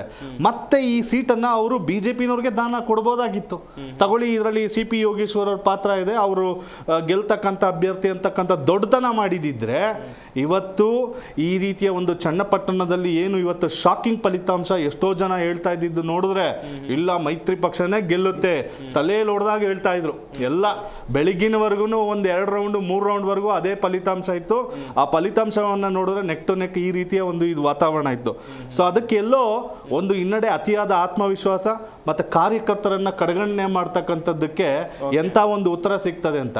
ಮತ್ತು ಶಿಗ್ಗಾವಿ ಫಲಿತಾಂಶನೂ ತಾವು ಅದೇ ರೀತಿಯಲ್ಲಿ ತಗೊಂಡ್ರೆ ಅಲ್ಲೂ ಅಷ್ಟೇ ವಂಶ ಪಾರಂಪರ್ಯ ಕುಟುಂಬದ ರಾಜಕಾರಣದ ಬಗ್ಗೆ ತುಂಬ ವಿರೋಧವಾಗಿ ಮಾತಾಡ್ತಿದ್ರು. ಅಲ್ಲೂ ಅಷ್ಟೇ ಬೊಮ್ಮಾಯಿ ಬಾಯ್ ಬಾಯ್ ಅನ್ನೋ ರೀತಿಯಲ್ಲಿ ಒಂದು ಕ್ಯಾಂಪೇನ್ಗಳು ಸ್ಟಾರ್ಟ್ ಆಗಿದ್ವು. ಅಂದರೆ ಒಂದು ರಾಜಕಾರಣ ಅನ್ನೋದು ಎಕ್ಸ್ಟ್ರೀಮಿಟಿಗೆ ಹೋದಾಗ ಜನ ಯಾವ ಪಕ್ಷನೂ, ನಾನಿವತ್ತು BJP ಹೇಳ್ತಾ ಇರೋದಂತಲ್ಲ, ಈ ಸಂದರ್ಭ ಕಾಂಗ್ರೆಸ್ಗೂ ಬಂದಿದೆ, ಬೇರೆ ಪಕ್ಷಕ್ಕೂ ಬಂದಿದೆ. ಆದರೆ ಆ ಸಂದರ್ಭದಲ್ಲಿ ಅವ್ರಿಗೆ ಇರ್ತಕ್ಕಂಥ ಆಯ್ಕೆಗಳನ್ನು ಆರಿಸ್ಕೊಂಡು ಹೋಗ್ತಕ್ಕಂಥದ್ರಲ್ಲಿ ಜನರು ನಿಪುಣರಾಗಿದ್ದಾರೆ. ಜನರು ಎಲ್ಲ ಒಂದು ರಾಜಕೀಯ ವಿದ್ಯಮಾನಗಳು ಮತ್ತು ಇವರು ಸುಖ ಸುಮ್ಮನೆ ಆಪಾದನೆ ಮಾಡ್ತಕ್ಕಂಥದ್ದು ಬೇರೆ ಬೇರೆ, ಇದು ಅವರ ಒಂದು ಕಾಲಹರಣ. ನೋಡಿ, ಇವತ್ತು ನಿಮಗೆ ಒಂದು ಲೋಕಸಭಾ ಚುನಾವಣೆ ಆದಮೇಲೆ, ಲೋಕಸಭಾ ಚುನಾವಣೆಯಲ್ಲಿ ಇಷ್ಟು ಸೀಟ್ ಖಾಲಿ ಇದೆ ಅಂತ ಹೇಳಿದ ತಕ್ಷಣ ಈ ಮೈತ್ರಿನವರು ಅಲ್ಲೋಗಿ ಆಲ್ರೆಡಿ ಪ್ರಚಾರನ ಪ್ರಾರಂಭ ಮಾಡ್ಕೋಬೋದಾಗಿತ್ತು. ಆದರೆ ಆ ಕೆಲಸವನ್ನು ಇವರು ಮಾಡಲಿಲ್ಲ. ಎಲ್ಲೋ ಮೈಮರ್ತು ನಮ್ಮ ಮೈತ್ರಿ ಇದೆ, ನಮಗೆ ಜನ ಒಳ್ಳೆ ತಕ್ಕ ಇದನ್ನು ಫಲಿತಾಂಶವನ್ನು ಕೊಡ್ತಾರೆ, ಮುಂದೆ ನಾವು ಅಧಿಕಾರಕ್ಕೆ ಬಂದ್ಬಿಡ್ತೀವಿ, ಆಡಳಿತದಲ್ಲಿರೋ ಸರ್ಕಾರ ಇನ್ನೇನು ಉದುರೇ ಹೋಗ್ಬಿಡುತ್ತೆ ಅಂತಕ್ಕಂಥ ಈ ಬಾಲಿಶ ಹೇಳಿಕೆಗಳು ಇವತ್ತು ಅವರು ನೋವನ್ನು, ಅಂದರೆ ನೋವು ಅಂತ ತಾತ್ಕಾಲಿಕವಾಗಿ ಇವತ್ತು ಸೋಲನ್ನು ಒಪ್ಕೊಳ್ಳೋ ರೀತಿಯಲ್ಲಿ ಮಾಡಿದೆ ಈ ಫಲಿತಾಂಶ. Well sir, well Shashikant sir, ಮುಂದಿನ ಹಂತದಲ್ಲಿ ಮಾಹಿತಿಯನ್ನು ಪಡ್ಕೊಳ್ತಾ ಹೋಗ್ತೇನೆ ನಿಮ್ಮಿಂದ. ಗಮನಿಸ್ತಾ ಇರ್ಬೋದು ವೀಕ್ಷಕರೇ, ಒಂದ್ ಕಡೆಯಲ್ಲಿ BJPಯವರ ಪ್ರತಿಕ್ರಿಯೆ, ಕಾಂಗ್ರೆಸ್ನವರ ಪ್ರತಿಕ್ರಿಯೆ, ಹಾಗೆಯೇ ಆಪ್ನವರ ಪ್ರತಿಕ್ರಿಯೆಯನ್ನು ತೆಗೆದುಕೊಂಡ್ವಿ. ರಾಜ್ಯದಲ್ಲಿ ನಡೆದಂಥ ಬೈ ಎಲೆಕ್ಷನ್ ವಿಚಾರವಾಗಿ ಯಾವ ರೀತಿ ಅಭಿಪ್ರಾಯಗಳು ವ್ಯಕ್ತವಾಗ್ತಾ ಇದೆ ಅಂತೇಳಿ, ಹಾಗೆಯೇ ಇಲ್ಲಿ ಸೋಲು ಗೆಲುವಿನ ಲೆಕ್ಕಾಚಾರಕ್ಕಿಂತ ತಂತ್ರ ಪ್ರತಿತಂತ್ರಗಳನ್ನ ಯಾವ ರೀತಿಯಾಗಿ ಮಾಡಿದ್ರು ಅದು ಕೂಡ ವೆರಿ ಇಂಪಾರ್ಟೆಂಟ್ ಆಗುತ್ತೆ. ಮುಂದಿನ ಹಂತದಲ್ಲಿ ಆ ವಿಚಾರವಾಗಿ ಚರ್ಚೆಯನ್ನು ಮಾಡ್ತಾ ಹೋಗಿ. ಗಮನಿಸ್ತಾ ಇದ್ರಿ, ರಾಜ್ಯದ 3 ಕ್ಷೇತ್ರದಲ್ಲಿ ಕಾಂಗ್ರೆಸ್ ನಾಯಕರು ಗೆದ್ದು ಬೀಗಿದ್ದಾರೆ. ಮೈತ್ರಿ ನಾಯಕರಿಗೆ ಹಿನ್ನಡೆಯಾಗಿದೆ. ಸೋಲು ಗೆಲುವಿನ ಲೆಕ್ಕಾಚಾರದ ಕುರಿತು ನಾವು ಚರ್ಚೆಯನ್ನ ಮಾಡ್ತಾ ಇದ್ವಿ. ಹೆಂಗ್ ಸೋತ್ರು, ಹೆಂಗ್ ಗೆದ್ರು ಎನ್ನುವುದಾಗಿ ಈಗಾಗಲೇ BJPಯವರು ಕಾಂಗ್ರೆಸ್ನವರ ಅಭಿಪ್ರಾಯವನ್ನ ಪಡ್ಕೊಂಡ್ವಿ. ಎಸ್ ಶಶಿಕಾಂತ್ ಸರ್, ಗಮನಿಸ್ತಾ ಇದ್ರಿ, ಅಭಿಪ್ರಾಯಗಳನ್ನು ಗಮನಿಸ್ತಾ ಇದ್ರಿ. ಇಲ್ಲಿ ತಂತ್ರ ಪ್ರತಿತಂತ್ರಗಳು ಚುನಾವಣಾ ಸಂದರ್ಭದಲ್ಲಿ ಸರ್ವೇ ಸಾಮಾನ್ಯವಾಗಿ ವ್ಯಕ್ತವಾಗುತ್ತೆ. ಎಲ್ಲ ಪಕ್ಷಗಳಿಂದಲೂ ಗೆಲುವಿಗೆ ಬೇಕೇ ಬೇಕು. ಯಾವ ರೀತಿಯಾದಂಥ ತಂತ್ರ ಪ್ರತಿತಂತ್ರಗಳು ಚನ್ನಪಟ್ಟಣ ಆಗಿರ್ಬೋದು, ಶಿಗ್ಗಾವಿ ಆಗಿರ್ಬೋದು, ಸಂಡೂರು ಆಗಿರ್ಬೋದು ಇಲ್ಲಿ ವರ್ಕೌಟ್ ಆಗಿದೆ ಅಂತೇಳಿ? ರಾಜಕಾರಣ ಅಂದ್ರೆ ತಂತ್ರಗಾರಿಕೆ. ಹೌದು. ಇಲ್ಲ ಅದ್ರ ಚುನಾವಣೆ ಅಂತಂದ್ರೆ ಇವು ತಂತ್ರಗಾರಿಕೆ ಷಡ್ಯಂತ್ರ ಇವುಗಳು ಇಲ್ಲದೇ ಇದ್ರೆ ಚುನಾವಣೆ ಅಂತ ಆಗೋದಿಲ್ಲ. ಹೌದು. ಆಮೇಲೆ ಕುಮಾರಸ್ವಾಮಿ ಅವರು ಇತ್ತೀಚೆಗೆ ಒಂದು ಅದ್ಭುತವಾದಂತ ಅವರ ಜೀವನದ ಮೊಟ್ಟ ಮೊದಲು ಒಂದೇ ಸತ್ಯ ಹೇಳಿದ್ದಾರೆ ಅವರು. ಅದೇನು ಅಂತಂದ್ರೆ 5 ವರ್ಷಗಳ ಕಾಲ ಕೆಲಸ ಮಾಡಿ ಓಟ್ ಕೇಳಿದ ಪ್ರಯೋಜನ ಇಲ್ಲ, ಕಡೆ 10 ದಿನಗಳ ಕಾಲ ಓಟಿಗೆ ಸಂಬಂಧಪಟ್ಟದ್ದೆಲ್ಲ ತಂತ್ರಗಾರಿಕೆ ಮಾಡಿದ್ರೆ ಸಾಕು ಅವ್ರನ್ನ ಗೆಲ್ಲೋದಿಕ್ಕೆ ಅಂತ ಅವರೇ ಬಹಳ ಸ್ಪಷ್ಟವಾಗಿ ಹೇಳಿದ್ದಾರೆ, ಮೀಡಿಯಾ ಮುಂದೆ ಹೇಳಿದ್ದಾರೆ ಅವರು. ಸೊ ಆದ್ದರಿಂದ 10 ದಿನಗಳನ್ನು ಮಾತ್ರ ನಂಬಿಕೊಂಡಿದ್ದಾರೆ ಅವರು. ಅಸೆಂಬ್ಲಿಲಿ 5 ವರ್ಷ ನಂಬಿಕೊಂಡಿಲ್ಲ, ಅವ್ರ ಕೆಲಸಗಳನ್ನ ನಂಬ್ತಿಲ್ಲ. ಆ 10 ದಿನಗಳಲ್ಲಿ ಏನು ಮಾಡ್ಬೇಕು ಅಂತ ತಂತ್ರಗಾರಿಕೆಯಲ್ಲಿ ಬಹಳ ಮುಖ್ಯವಾಗಿ ಬರೋದು ಏನು ಅಂತಂದ್ರೆ ಹಣ. ಇವರು ಹೇಳ್ತಾ ಇದ್ದಾರೆ ಅವರು ಹಣದ ಹೊಳೆಯನ್ನೇ ಹೊಳಿಸಿದರು. ಕಾಂಗ್ರೆಸ್ನವ್ರು ಹೇಳ್ತಾರೆ ಅವರು 200 ಕೋಟಿ ಖರ್ಚು ಮಾಡಿದ್ರು, BJP ಹೇಳ್ತಾರೆ ಅವರು 100 ಕೋಟಿ ಖರ್ಚು ಮಾಡಿದ್ರು. ಹಾಗಾದ್ರೆ ಬರೀ ಹಣದಿಂದಲೇ ಗೆಲ್ಲುವುದು ಆಗಿದ್ರೆ ಇಷ್ಟೊಂದು ಕೋಟಿಗಳು ಮತಗಳಾಗಿ ಪರಿವರ್ತನೆ ಮಾಡಬಹುದಾಗಿತ್ತು. ಹೆಚ್ಚು ಹಣವನ್ನ ಖರ್ಚು ಮಾಡಿದಂತ BJP ಆಯ್ಕೆ ಆಗಬಹುದಾಗಿತ್ತು. ಆಯ್ತಪ್ಪ, ಈಗ ಅವರು ಒಂದು ಆರೋಪ ಮಾಡ್ತಾರೆ, ಹಣದ ಹೊಳೆ ಹೊರಿಸಿದ್ರು ಅಂತ ಹೇಳ್ಬಿಟ್ಟು. ಬೆಳಗ್ಗಿಂದ ನಾನು ಎಲ್ಲ ಚಾನೆಲ್ ಅದನ್ನೇ ನೋಡ್ತಾ ಇದ್ದೀನಿ, ನನ್ನ ಡಿಬೇಟಲ್ಲೂ ಅದನ್ನೇ ನೋಡ್ತಾ ಇದ್ದೆ. ಯಾಕೆ ಹಣದ ಹೊಳೆ ಹರಿಸಿದ್ರೆ ಚುನಾವಣಾ ಆಯೋಗ ಏನ್ ಮಾಡ್ತಾ ಇದೆ? ಇವ್ರು ಯಾಕೆ ದೂರು ಕೊಡಲ್ಲ? ಹೌದು, ಇವ್ರದೇ ಅಲ್ಲ, ಚುನಾವಣಾ ಆಯೋಗ ಇರ್ತಕ್ಕಂಥ ಯಾರ ಕಂಟ್ರೋಲ್ ಅಲ್ಲಿ ಇದೆ ಇವಾಗಲೂ ಸಹಿತ. ಅದು ಸ್ವಾಯತ್ತ ಬಾಡಿ ಅಂತ ಹೇಳಿದ್ರು ಸಹಿತ ಅದ್ರ ಯಾರ ಕಂಟ್ರೋಲ್ ಇದೆ ಅಂತ ಎಲ್ಲರಿಗೂ ಗೊತ್ತಿದೆ. ಸೊ ಅಂತ ಸಂದರ್ಭದಲ್ಲಿ ಇಡೀರಿ ಅವ್ರನ್ನ ಯಾರು ದುಡ್ಡು ಹಾಕ್ತಾರೆ ಅವ್ರು ಇಡೀರಿ ಅವ್ರನ್ನ ಅರೆಸ್ಟ್ ಮಾಡಿ ಕೊನೆಗೆ ಅಟ್ಲೀಸ್ಟ್ ಹಿಂದ್ಗಡೆ ಇರ್ತಕ್ಕಂಥ ಚುನಾವಣೆಯಲ್ಲಿ ಒಂದಿಷ್ಟು ದುಡ್ಡಾದ್ರೂ ಸೀಸ್ ಆಗ್ತಿತ್ತು. ಒಂದು 150 ಕೋಟಿ ರೂಪಾಯಿ ಸೀಸ್ ಆಗ್ತಿತ್ತು. ಆದ್ರೆ ಈ ಸರ್ತಿ ಚುನಾವಣೆಯಲ್ಲಿ ಅಂತಂದ್ರೆ ಸೀಸ್ಗಳು ಆಗಿಲ್ಲ. ಹಾಗಾದಾಗ ಅದು ಬಿಡಿ, ಸೀಸ್ ಆದ್ರೂ ಶಿಕ್ಷೆ ಆಗೋದಿಲ್ಲ, ನೀವು ಎಷ್ಟೇ ಅಕ್ರಮ ಮಾಡಿದ್ರು ಶಿಕ್ಷೆ ಆಗೋದಿಲ್ಲ. ಸೊ ಆದ್ದರಿಂದ ಇವರಿಗೆಲ್ಲ ಧೈರ್ಯ ಇದೆ, ನಾವು ಏನ್ ಬೇಕಾದ್ರೂ ಮಾಡ್ಬೋದು ಅಂತ. ಸೊ ಇಂಥ ಸಂದರ್ಭದಲ್ಲಿ ದುಡ್ಡನ್ನೇ ಹಂಚುವುದು ಆದರೆ, ಹಂಚುವುದು ನಿಮಗೆ ಗೊತ್ತಿದ್ದರೆ, ಯಾವುದೇ ಪಕ್ಷದವ್ರಿಗೆ ಗೊತ್ತಿದ್ರೆ, ನೀವು ಮಾಡಬೇಕಾಗಿರೋ ಕೆಲಸ ಚುನಾವಣೆ ಆಯೋಗಕ್ಕೆ ದೂರು ಕೊಡಿ, ಇಲ್ಲ ಅಂದ್ರೆ ಧರಣಿ ಕೂತ್ಕೊಳ್ಳಿ, ಇಲ್ಲ ಅಂತಂದ್ರೆ ಅವರೆಲ್ಲ ಅರೆಸ್ಟ್ ಮಾಡಿಸಿ. ಇದು ಮಾಡಬೇಕಾಗಿರೋ ಕೆಲಸ. ಅದರ ಎಲ್ಲವನ್ನೂ ಬಿಟ್ಟು, ಮಾಡುವುದನ್ನು ಬಿಟ್ಟು, ಅದಕ್ಕೆ ಸಂಬಂಧಪಟ್ಟ ದಾಖಲೆಗಳನ್ನಾದ್ರೂ, ವಿಡಿಯೋ ಆಡಿಯೋ ಇರ್ತಾವಲ್ವಾ, ಅವುಗಳನ್ನಾದ್ರೂ ಚುನಾವಣಾ ಅಧಿಕಾರಿಗಳಿಗೆ ಕೊಡುವುದನ್ನು ಬಿಟ್ಟು ಬರೀ ಆರೋಪ ಪ್ರತ್ಯಾರೋಪಗಳನ್ನ ಮಾಡೋದ್ರ ಮೂಲಕ ಇವ್ರು ಏನ್ ಹೇಳ್ತಾರೆ, ಇವಾಗ ಸೋತವರು ಯಾರೇ ಇರಲಿ, ಅಕಸ್ಮಾತ್ ಕಾಂಗ್ರೆಸ್ ಸೋತಿದ್ರು ಅದನ್ನೇ ಹೇಳ್ತಾ ಇದ್ರು, ಅವರು ಹಣದ ಹೊಳೆಯನ್ನು ಹೊರಿಸಿದ್ರು, ಅಧಿಕಾರ ದುರುಪಯೋಗ ಮಾಡಿದ್ರು, ಇದನ್ನೇ ಹೇಳ್ತಾ ಇದ್ರು. ಇವಾಗ ಬಿಜೆಪಿ ಸೋತಿದೆ, ಅವರು ಅದನ್ನೇ ಹೇಳ್ತಾ ಇದ್ದಾರೆ. ಸೊ ಈ ರಾಜಕೀಯ ಪಕ್ಷಗಳು ನಮ್ಮ ಜನರಿಗೆ ಯಾವ ರೀತಿಯಾದಂತ ಒಂದು ಫೋಕಸ್ ಕೊಡ್ತಾ ಇದೆ ಅನ್ನೋದನ್ನ ಗಮನ ಇಟ್ಕೊಳ್ಳಿ ನೀವು. ಸೊ ಅದರ ಜೊತೆಗೆ ಈ 3 ಕಡೆ ಇರ್ತಕ್ಕಂಥ ಒಂದು ತಂತ್ರಗಾರಿಕೆ ಇವರು ಮಾಡಿದ್ದೇನು ಅಂತಂದ್ರೆ ಕುಟುಂಬ ರಾಜಕಾರಣ. ಇದು ಒಂದು ತಂತ್ರಗಾರಿಕೆ ಅಂತ ತಿಳ್ಕೊಂಡಿದ್ದಾರೆ ಅವರು. ಈ 3 ಇದರಲ್ಲಿ ಇರ್ತಕ್ಕಂಥ 3 ಪಾರ್ಟಿ, 3 ಕ್ಯಾಂಡಿಡೇಟು ಅನನುಭವಿಗಳು, ಅನುಭವ ಇಲ್ಲ. ಹಿಂದೆ ಇರ್ತಕ್ಕಂಥ ಯಾವ ಇದರಲ್ಲೂ ಸಹ 10 ವರ್ಷ 20 ವರ್ಷ ಮಣ್ಣು ಹೊತ್ತಿಲ್ಲ. ಆದ್ರೆ ಅವ್ರಿಗೆ ಏನ್ ಮಾಡಿದರೆ, ಅವರು ತಂದೆ, ಅವರ ಗಂಡ, ಇವರು ಇದು ಈಗಾಗಲೇ ಅಧಿಕಾರದಲ್ಲಿದ್ದಾರೆ, ಮಂತ್ರಿಯಾಗಿದ್ದಾರೆ ಅಂತ ಅವ್ರಿಗೆ ಕೊಟ್ಟಿದ್ದಾರೆ ಕ್ಯಾಂಡಿಡೇಟ್. ಸೊ ಅಂದ್ರೆ ಕುಟುಂಬ ರಾಜಕಾರಣ ಇದೆಲ್ಲ. ಈಗ 2 ಕಡೆಯೂ ಸಹಿತ ಕುಟುಂಬ ರಾಜಕಾರಣವನ್ನ ಅಲ್ಲಿರ್ತಕ್ಕಂಥ ಜನರು ಧಿಕ್ಕರಿಸಿದ್ದಾರೆ. ಗಮನ ಇಟ್ಕೊಳ್ಳಿ ನೀವು, ಬೇಕಾಗಿಲ್ಲ ನಿಮ್ಗೆ ಕುಟುಂಬ ರಾಜಕಾರಣ ಅಂತ ಹೇಳಿದ್ದಾರೆ. ಕಾಂಗ್ರೆಸ್ ಬಿಡಿ ಆಯ್ತಪ್ಪ, ಆರೋಪ ಮಾಡೋಣ, ಕಾಂಗ್ರೆಸ್ ಅವರು ಮೊದಲಿಂದಲೂ ಕುಟುಂಬ ರಾಜಕಾರಣ ಮಾಡ್ಕೊಂಡ್ ಬಂದಿದ್ದಾರೆ, ಇಂದಿರಾ ಗಾಂಧಿ ಕಾಲದಿಂದಲೂ. ಅದನ್ನು ವಿರೋಧಿಸಿಕೊಂಡೇ ಬಿಜೆಪಿ ಬಂದಿದೆ. ಆದ್ರೆ ಅದು ಮಾಡಿದ್ದೇನು, ಅದು ಮಾಡಿದ ಅದೇ ಕೆಲಸ ತಾನೆ. ಸೊ ಆದ್ದರಿಂದ ದಯವಿಟ್ಟು ಆ ತರ ವಿರೋಧಿಸಲೇ ಹೋಗ್ಬೇಡಿ. ಹೌದಪ್ಪ, ನಾವು ಕುಟುಂಬ ರಾಜಕಾರಣಿಗಳೇ ಅಂತ ಹೇಳ್ಬಿಡೋಣ, ಬೇಡ ಅನ್ನೋದಿಲ್ಲ. ಅಂದ್ರೆ ಇದು 2ನೇ ತಂತ್ರಗಾರಿಕೆ ಏನು ಅಂತಂದ್ರೆ, ಕುಟುಂಬ ರಾಜಕಾರಣಕ್ಕೆ ಮನೆ ಹಾಕಿದ್ದು. 3ನೇದ್ದು ಅತ್ಯಂತ ಬಿಜೆಪಿಯವರ ಅತ್ಯಂತ ದೊಡ್ಡ ತಂತ್ರಗಾರಿಕೆ ಏನು ಅಂತಂದ್ರೆ, ಒಂದು ಮತಾಂಧತೆಯನ್ನ, ಕೋಮು ಸೌಹಾರ್ದತೆಯನ್ನು ಕೆಡಿಸುವುದು ಮತ್ತು ಮತಾಂಧತೆಯನ್ನು ಪ್ರಚೋದಿಸುವುದು, ಮತ್ತು ಎಲ್ಲೇ ಹೋದ್ರು ಮುಸ್ಲಿಂ ಹಿಂದೂ. ಇಲ್ಲೇನಾಯ್ತು, ನಮ್ಮ ಇದರ ಪ್ರಕರಣದಲ್ಲಿ ಯಾವುದು ವಕ್ಫ್ ಪ್ರಕರಣದಲ್ಲಿ ಅದನ್ನು ಸಹಿತ ಮುಸ್ಲಿಂ ಹಿಂದೂ ಈ ಬಿಜೆಪಿಯವರು ನೋಟಿಸ್ ಕೊಟ್ಟಿದ್ರು, ಕಾಂಗ್ರೆಸ್ ಅವರು ನೋಟಿಸ್ ಕೊಟ್ಟಿದ್ರು. ಇವರು ಆ ವಕ್ತ್ ಪರವಾಗಿ ನರೇಂದ್ರ ಮೋದಿ ಅವರಿಂದ ಹಿಡಿದು ಬೊಮ್ಮಾಯಿವರೆಗೂ ಸಹಿತ ವಕ್ಫನ್ನ ರಕ್ಷಣೆ ಮಾಡಿ, ಆಸ್ತಿ ರಕ್ಷಣೆ ಮಾಡಿ ಅಂತ ಹೇಳ್ತಾನೆ ಬಂದ್ರು. ಸೊ ಇವ್ರು ರಕ್ಷಣೆ ಮಾಡಕ್ ಹೋದ್ರು. ಸೊ ಅದನ್ನ ಉಲ್ಟಾ ಇವರು ತೆಗೆದುಕೊಂಡು ನೋಡಿ ಇವರು ತುಷ್ಟೀಕರಣ ಮಾಡ್ತಾ ಇದ್ದಾರೆ ಅಂತ ಅದನ್ನ ಪಲ್ಟಿ ಮಾಡ್ತಾ ಹೋದ್ರು. ಸೊ ಜನರಿಗೆ ಯಾವತ್ತೂ ಸಹಿತ ಅದು ಕರ್ನಾಟಕದಲ್ಲಿ ಈ ಕೋಮು ಸೌಹಾರ್ದತೆಯನ್ನು ಕದಿಡಿದ್ರೆ ಇಷ್ಟ ಆಗೋದಿಲ್ಲ. ಯಾಕಂದ್ರೆ ನಾವೆಲ್ಲ ಅಣ್ಣ ತಮ್ಮ ಹೇಗೆ ಬಾಳ್ತಾ ಇದೀವಿ, ಯಾಕೆ ಈ ತರ ಮಾಡ್ತಿದ್ದೀರಿ ಅನ್ನುವುದು ಒಂದು. 2ನೇದಂದ್ರೆ ಈ ಜಮೀರ್ ಒಬ್ರು ಸುಮ್ಮನೆ ಬದಲಾಗಿ ಕೂಡೋದ ಇರುವೆ ಬಿಟ್ಕೊಂಡ್ರು ಅಂತ ಹೇಳ್ಬಿಟ್ಟು ಅಲ್ಲಿ ಹೋಗ್ಬಿಟ್ಟು ಏನೋ ಮಾತಾಡಬಾರ್ದು ಮಾತಾಡ್ಬಿಟ್ರು. ಅದನ್ನ ಯೋಗೇಶ್ವರ್ ಹೇಳ್ತಾರೆ, ಅದರಿಂದ ನಷ್ಟವೂ ಆಯ್ತು, ಲಾಭವೂ ಆಯ್ತು. ನೋಡ್ಕೊಳ್ಳಿ ನೀವು, ಒಂದ್ ಕಡೆ ನಷ್ಟ ಯಾಕಾಯ್ತು, ಈ ಮುಸ್ಲಿಮೇತರ ಓಟ್ಗಳು ಕಡಿಮೆ ಬೀಳ್ತವೆ, ಆಮೇಲೆ ಮುಸ್ಲಿಮರದೆಲ್ಲ ಸಾಲಿಡ್ ಆಗಿ ಎಲ್ಲ ಓಟ್ಗಳು ಬೀಳ್ತವೆ, ಅದು ಲಾಭ ಅಂತ. ಈ ಲಾಭ ನಷ್ಟಗಳಲ್ಲಿ ಏನಾಗ್ಬಿಡ್ತು ಅಂತಂದ್ರೆ, ಈ ಸಮುದಾಯಗಳ ಪ್ರಚೋದನೆ ಮಾಡೋದ್ರಿಂದ ಏನಾಗ್ಬಿಡ್ತು, ಅದರ ಒಂದಿಷ್ಟು ಲಾಭ ಕಾಂಗ್ರೆಸ್ಗೆ ಆಗಿದೆ. ಆದ್ರೆ ಅದು ತಪ್ಪು. ಯಾಕಂದ್ರೆ ಸಮಾಜನ ಒಡೆಯೋದು ನಮ್ಮ ಜಮೀರ್ ಮಾಡಿದ್ದು ತಪ್ಪೆ, ಇವರು ಬಿಜೆಪಿ ಅವ್ರು ಮಾಡಿದ್ರು ತಪ್ಪೆ. ಆಮೇಲೆ ಮತ್ತೆ ಇತ್ತೀಚೆಗೆ ಈ ರೇಷನ್ ಕಾರ್ಡ್ ರದ್ದು ಮಾಡಿದ್ರೆ ಅದ್ರಲ್ಲಿ ಎಲ್ಲಿಂದ ಧರ್ಮದ ಬರ್ತಾರೆ, ಅದಕ್ಕೂ ಸಹಿತ ಸಿಟಿ ರವಿ ಅವರು ಹೇಳ್ತಾ ಇದ್ರು, ನೋಡಿ ಒಂದು ಧರ್ಮದಲ್ಲಿ ಸಂಬಂಧಪಟ್ಟರೆ ಮಾತ್ರ ಎಲ್ಲಾನು ರದ್ದು ಮಾಡಿಲ್ಲ, ಇನ್ನೊಂದು ಧರ್ಮದವರಿಗೆ ಮಾಡಿದ್ದಾರೆ. ಈ ರೀತಿಯಾಗಿ ಎಲ್ಲದರಲ್ಲೂ ಸಹಿತ ಈ ಕೋಮು ದ್ವೇಷವನ್ನು ಹರಡುವ ಕೆಲಸವನ್ನ ನಿಲ್ಲಿಸಿದಾಗ ನಿಜಕ್ಕೂ ಬಿಜೆಪಿ ಇಲ್ಲಿ ಆಡಳಿತಕ್ಕೆ ಬರೋ ಚಾನ್ಸಸ್ಗಳು ಇದ್ದಾವೆ ಅಂತ ನನ್ನ ಅನುಭವ ಹೇಳುತ್ತೆ ಇದನ್ನ. ವೆಲ್ ಸರ್, ವೆಲ್ ದರ್ಶನ್ ಅವರೇ, ಇನ್ನೊಂದು ಕಡೆಯಲ್ಲಿ ನಿಮ್ಮ ಅಭ್ಯರ್ಥಿ ಚನ್ನಪಟ್ಟಣದಲ್ಲಿ ಗೆದ್ದಿದ್ದಾರೆ CP ಯೋಗೇಶ್ವರ್ ಅವರು ವೈಯಕ್ತಿಕ ವರ್ಚಸ್ನಿಂದ ಗೆದ್ರ ಅಥವಾ ಕಾಂಗ್ರೆಸ್ ವರ್ಚಸ್ನಿಂದ ಗೆದ್ರ ಅಂತ ಹೇಳಿ ಸರ್. ನೋಡಿ, ಕಳೆದ ಲೋಕಸಭೆಯಲ್ಲಿ ನಾನು ಹೇಳಿದಾಗೆ ಭಾಳ ಅಸೆಂಬ್ಲಿನಲ್ಲಿ ನಮ್ಗೆ ಭಾಳ ಕಮ್ಮಿ ಮತಗಳು ಬಂದಿತ್ತು. ಆದರೆ ಅಲ್ಲಿ ರಘುನಂದನ್ ರಾಮಣ್ಣನವರು ಗ್ರೌಂಡ್ ವರ್ಕ್ ಮಾಡಿ ಮತ್ತು DK ಸುರೇಶ್ ಅಣ್ಣನವರ ಕೆಲಸಗಳಿತ್ತಲ್ಲ, ಅದನ್ನು ಮೆಚ್ಚಿ 85,000 ಓಟನ್ನು ನಮಗೆ ಕೊಟ್ಟಿದ್ದು ಒಂದು. ಮತ್ತು ಇನ್ನೊಂದು, DK ಶಿವಕುಮಾರ್ ಅವರು ಕಳೆದ 3 ತಿಂಗಳಿಂದ ನೀವು DK ಶಿವಕುಮಾರ್ ಅವ್ರನ್ನ ಇಡೀ ದೇಶನೇ ಅವ್ರನ್ನ ತಂತ್ರಗಾರಿಕೆ ನೋಡಿದೆ. Either it may be Gujarat ಚುನಾವಣೆ ಇರ್ಬೋದು, ಮಹಾರಾಷ್ಟ್ರ ಚುನಾವಣೆ ಆಗಿರ್ಬೋದು, ಅಥವಾ ಹಿಮಾಚಲ್ ಪ್ರದೇಶ ಮೊನ್ನೆ ಆಪರೇಷನ್ ಕಮಲ ಆದಾಗ ಅಲ್ಲಿ ಹೋಗಿ ನಿಂತ್ಕೊಂಡು ಮತ್ತೆ ಬೈ ಎಲೆಕ್ಷನ್ಸು ಗೆದ್ದಿರ್ತಕ್ಕಂಥದ್ದು. ಇಲ್ಲಿ ಬಳ್ಳಾರಿ ಬೈ ಎಲೆಕ್ಷನ್ ಆಗಿರ್ಬೋದು, ಗುಂಡ್ಲುಪೇಟೆ ಬೈ ಎಲೆಕ್ಷನ್ ಆಗಿರ್ಬೋದು, ಪ್ರತಿಯೊಂದರಲ್ಲೂ ಅವರು ಪಕ್ಷಕ್ಕೆ ಕೊಡುಗೆ ಅಪಾರ ಇರ್ತಕ್ಕಂಥದ್ದು. ಈ ಚನ್ನಪಟ್ಟಣ ವಿಚಾರದಲ್ಲೂ ಅವರು ಅವಾಗಿಂದ, ಯಾಕೆ ಅಂತಂದರೆ ನಾ ಮೊದಲೇ ಹೇಳಿದೆ, ಇದು 40 ವರ್ಷದ ವಿರುದ್ಧದ ರಾಜಕೀಯ ಯುದ್ಧ. ಮೊದಲ ಚುನಾವಣೆ ಅವ್ರಿಗಿನ್ನ 23 ವರ್ಷ. ಅವತ್ತು ದೇವೇಗೌಡರು ದೊಡ್ಡ ರಾಜಕಾರಣಿಗಳು, ಇವತ್ತು ದೇವೇಗೌಡರು ದೇಶದಲ್ಲೇ ದೊಡ್ಡ ರಾಜಕಾರಣಿಗಳು. ನಾವು ಅವ್ರ ಬಗ್ಗೆ ಬಹಳ ಗೌರವ ಇದೆ. ಆದ್ರೆ ಅವತ್ತಿನ ದಿನ ಒಂದು ಸೋಲಿತ್ತಲ್ಲ, ತದನಂತರ 8 ಬಾರಿ ಅವರು ಕನಕಪುರದಲ್ಲಿ 700ರಲ್ಲಿ ಗೆಲ್ತಾ ಬಂದ್ರು. ಇವತ್ತು ಈ ಚುನಾವಣೆ ಅಂತ ತಗೊಂಡು ಕಳೆದ 3 ತಿಂಗಳಿಂದ ಸರ್ಕಾರ ಮನೆ ಬಾಗಿಲಿಗೆ ಬಿಜೆಪಿಯವರು ಏನೋ ಈ ಚುನಾವಣೆಗೋಸ್ಕರನೇ ಮಾಡಿರ್ಬೋದು ಅಂತ ಹೇಳಿದ್ರು ಸಮೇತ, ಹೌದು ನಾವು ಚುನಾವಣೆಗೆ ಮಾಡಿದ್ದೀವಿ, ನಮಗೆ ಗೆಲುವು ಅನ್ನೋದು ಬಹಳ ಇಂಪಾರ್ಟೆಂಟು. ಜೊತೆಗೆ ಯಾವತ್ತು ಕನಕಪುರ ಲೋಕಸಭೆಗೆ ದೇವೇಗೌಡರು ಅವತ್ತಿನ ದಿನ ಬಂದರು ಹಾಸನ ಬಿಟ್ಟು, ಅವರನ್ನ ಮತ್ತೆ ವಾಪಸ್ ಇವತ್ತು ಅವರ ಮೊಮ್ಮಗ ಅಲ್ಲಿ ಸೋಲುವ ಮೂಲಕ, ಯಾಕೆಂದ್ರೆ ಇಷ್ಟೊಂದು ಅಧಿಕಾರದ ಆಸೆ ಇರಬಾರ್ದಿತ್ತೇನೋ. ಆದರೆ ಡಿ ಕೆ ಶಿವಕುಮಾರ್ ಅವರು ಮನೆ ಬಾಗಿಲಿಗೆ ಸರ್ಕಾರ ಮತ್ತು ಅಲ್ಲಿಗೊಂದು 500 ಕೋಟಿ ರೂಪಾಯಿ ಅನುದಾನ ಮತ್ತೆ ಪ್ರತಿ ಕಾರ್ಯಕರ್ತರ ಜೊತೆಗೆ ನೇರವಾದಂಥ ಸಂಬಂಧಗಳನ್ನ ಇಟ್ಕೊಳ್ತಾ ಬಂದರು. ಜೊತೆಗೆ ಅಲ್ಲಿನ ಪಟ್ಟಣ ಪಂಚಾಯಿತಿಯ ಸುಮಾರು 14-15 ಜನ ನಮ್ಮ ಕಾಂಗ್ರೆಸ್ಸಿಗೆ ಸೇರ್ಕೊಂಡ್ರು. ದೈವಿಚ್ಛನೇನೋ ಅಲ್ಲಿ ಡಿ ಕೆ ಶಿವಕುಮಾರ್ ಅವರು ಅಭ್ಯರ್ಥಿನೇ ಆಗ್ತೀನಿ ಅಂತಂದ್ರು, ಅಥವಾ ಡಿ ಕೆ ಸುರೇಶ್ ಅವರು ಆಗ್ಬೋದಿತ್ತು, ರಘುನಂದನ್ ರಾಮಣ್ಣ ಅವರು ಆಗ್ಬೋದಿತ್ತು.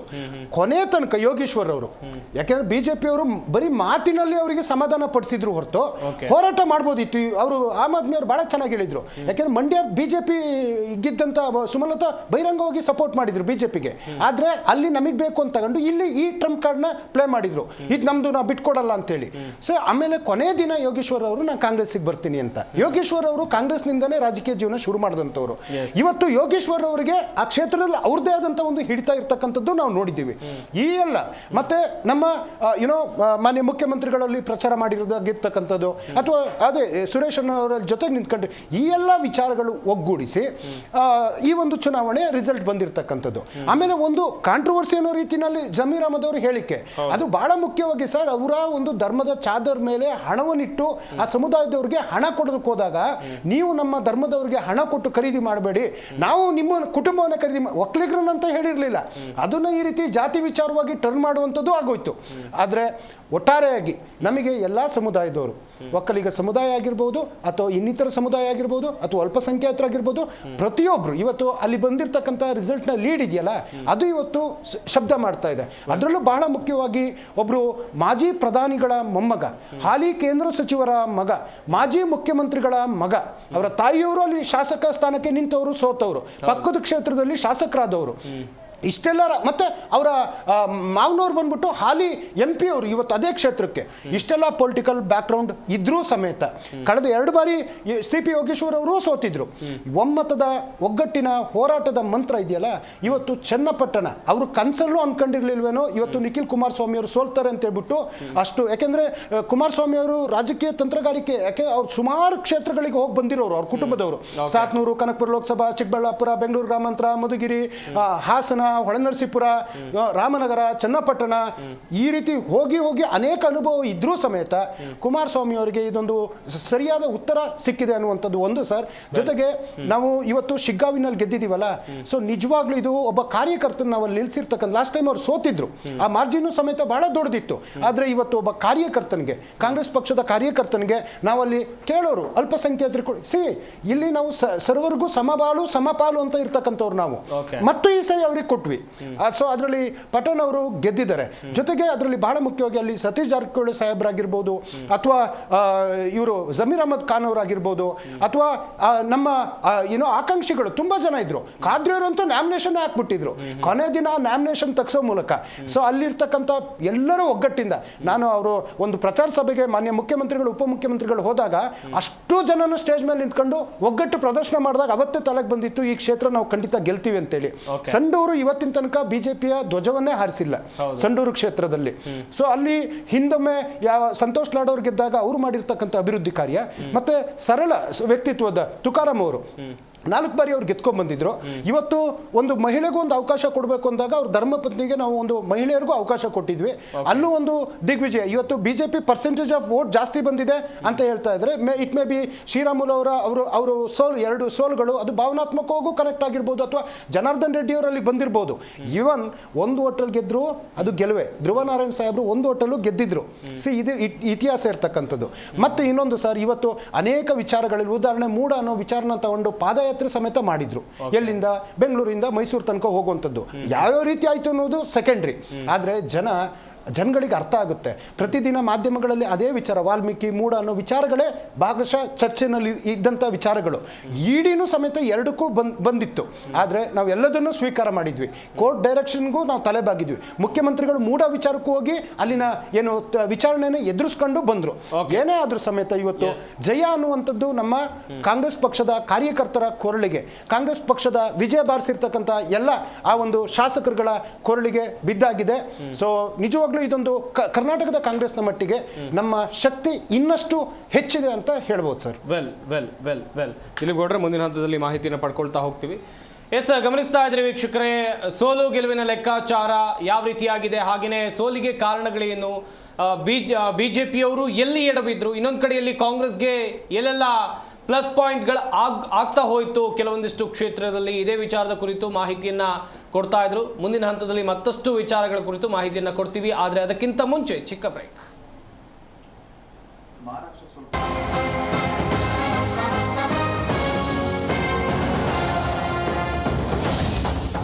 ಮಹಾ ತೀರ್ಪಿಗೆ ಮತ್ತೊಮ್ಮೆ ಸ್ವಾಗತ. ಜನರ ಆದೇಶ ಜನಾದೇಶ ಎಲ್ಲರೂ ಕೂಡ ತಲೆಬಾಗಲೇಬೇಕು. ಜನರು ನಿರ್ಧಾರವನ್ನ ಮಾಡಿ ಆಯಿತು, 3 ಕ್ಷೇತ್ರದಲ್ಲಿ ಯಾರು ಗೆಲ್ಲಬೇಕು ಎನ್ನುವುದಾಗಿ ಅವರ ಮತದಾರರ ನಾಡಿಮಿಡಿತ ಏನಿತ್ತು ಅದು ಇವತ್ತು ಗೊತ್ತಾಗಿದೆ. ಇದೇ ವಿಚಾರದ ಕುರಿತು ನಾವು ಮಾತನಾಡ್ತಾ ಇದ್ವಿ, ಚರ್ಚೆಯನ್ನ ಮಾಡ್ತಾ ಇದ್ವಿ.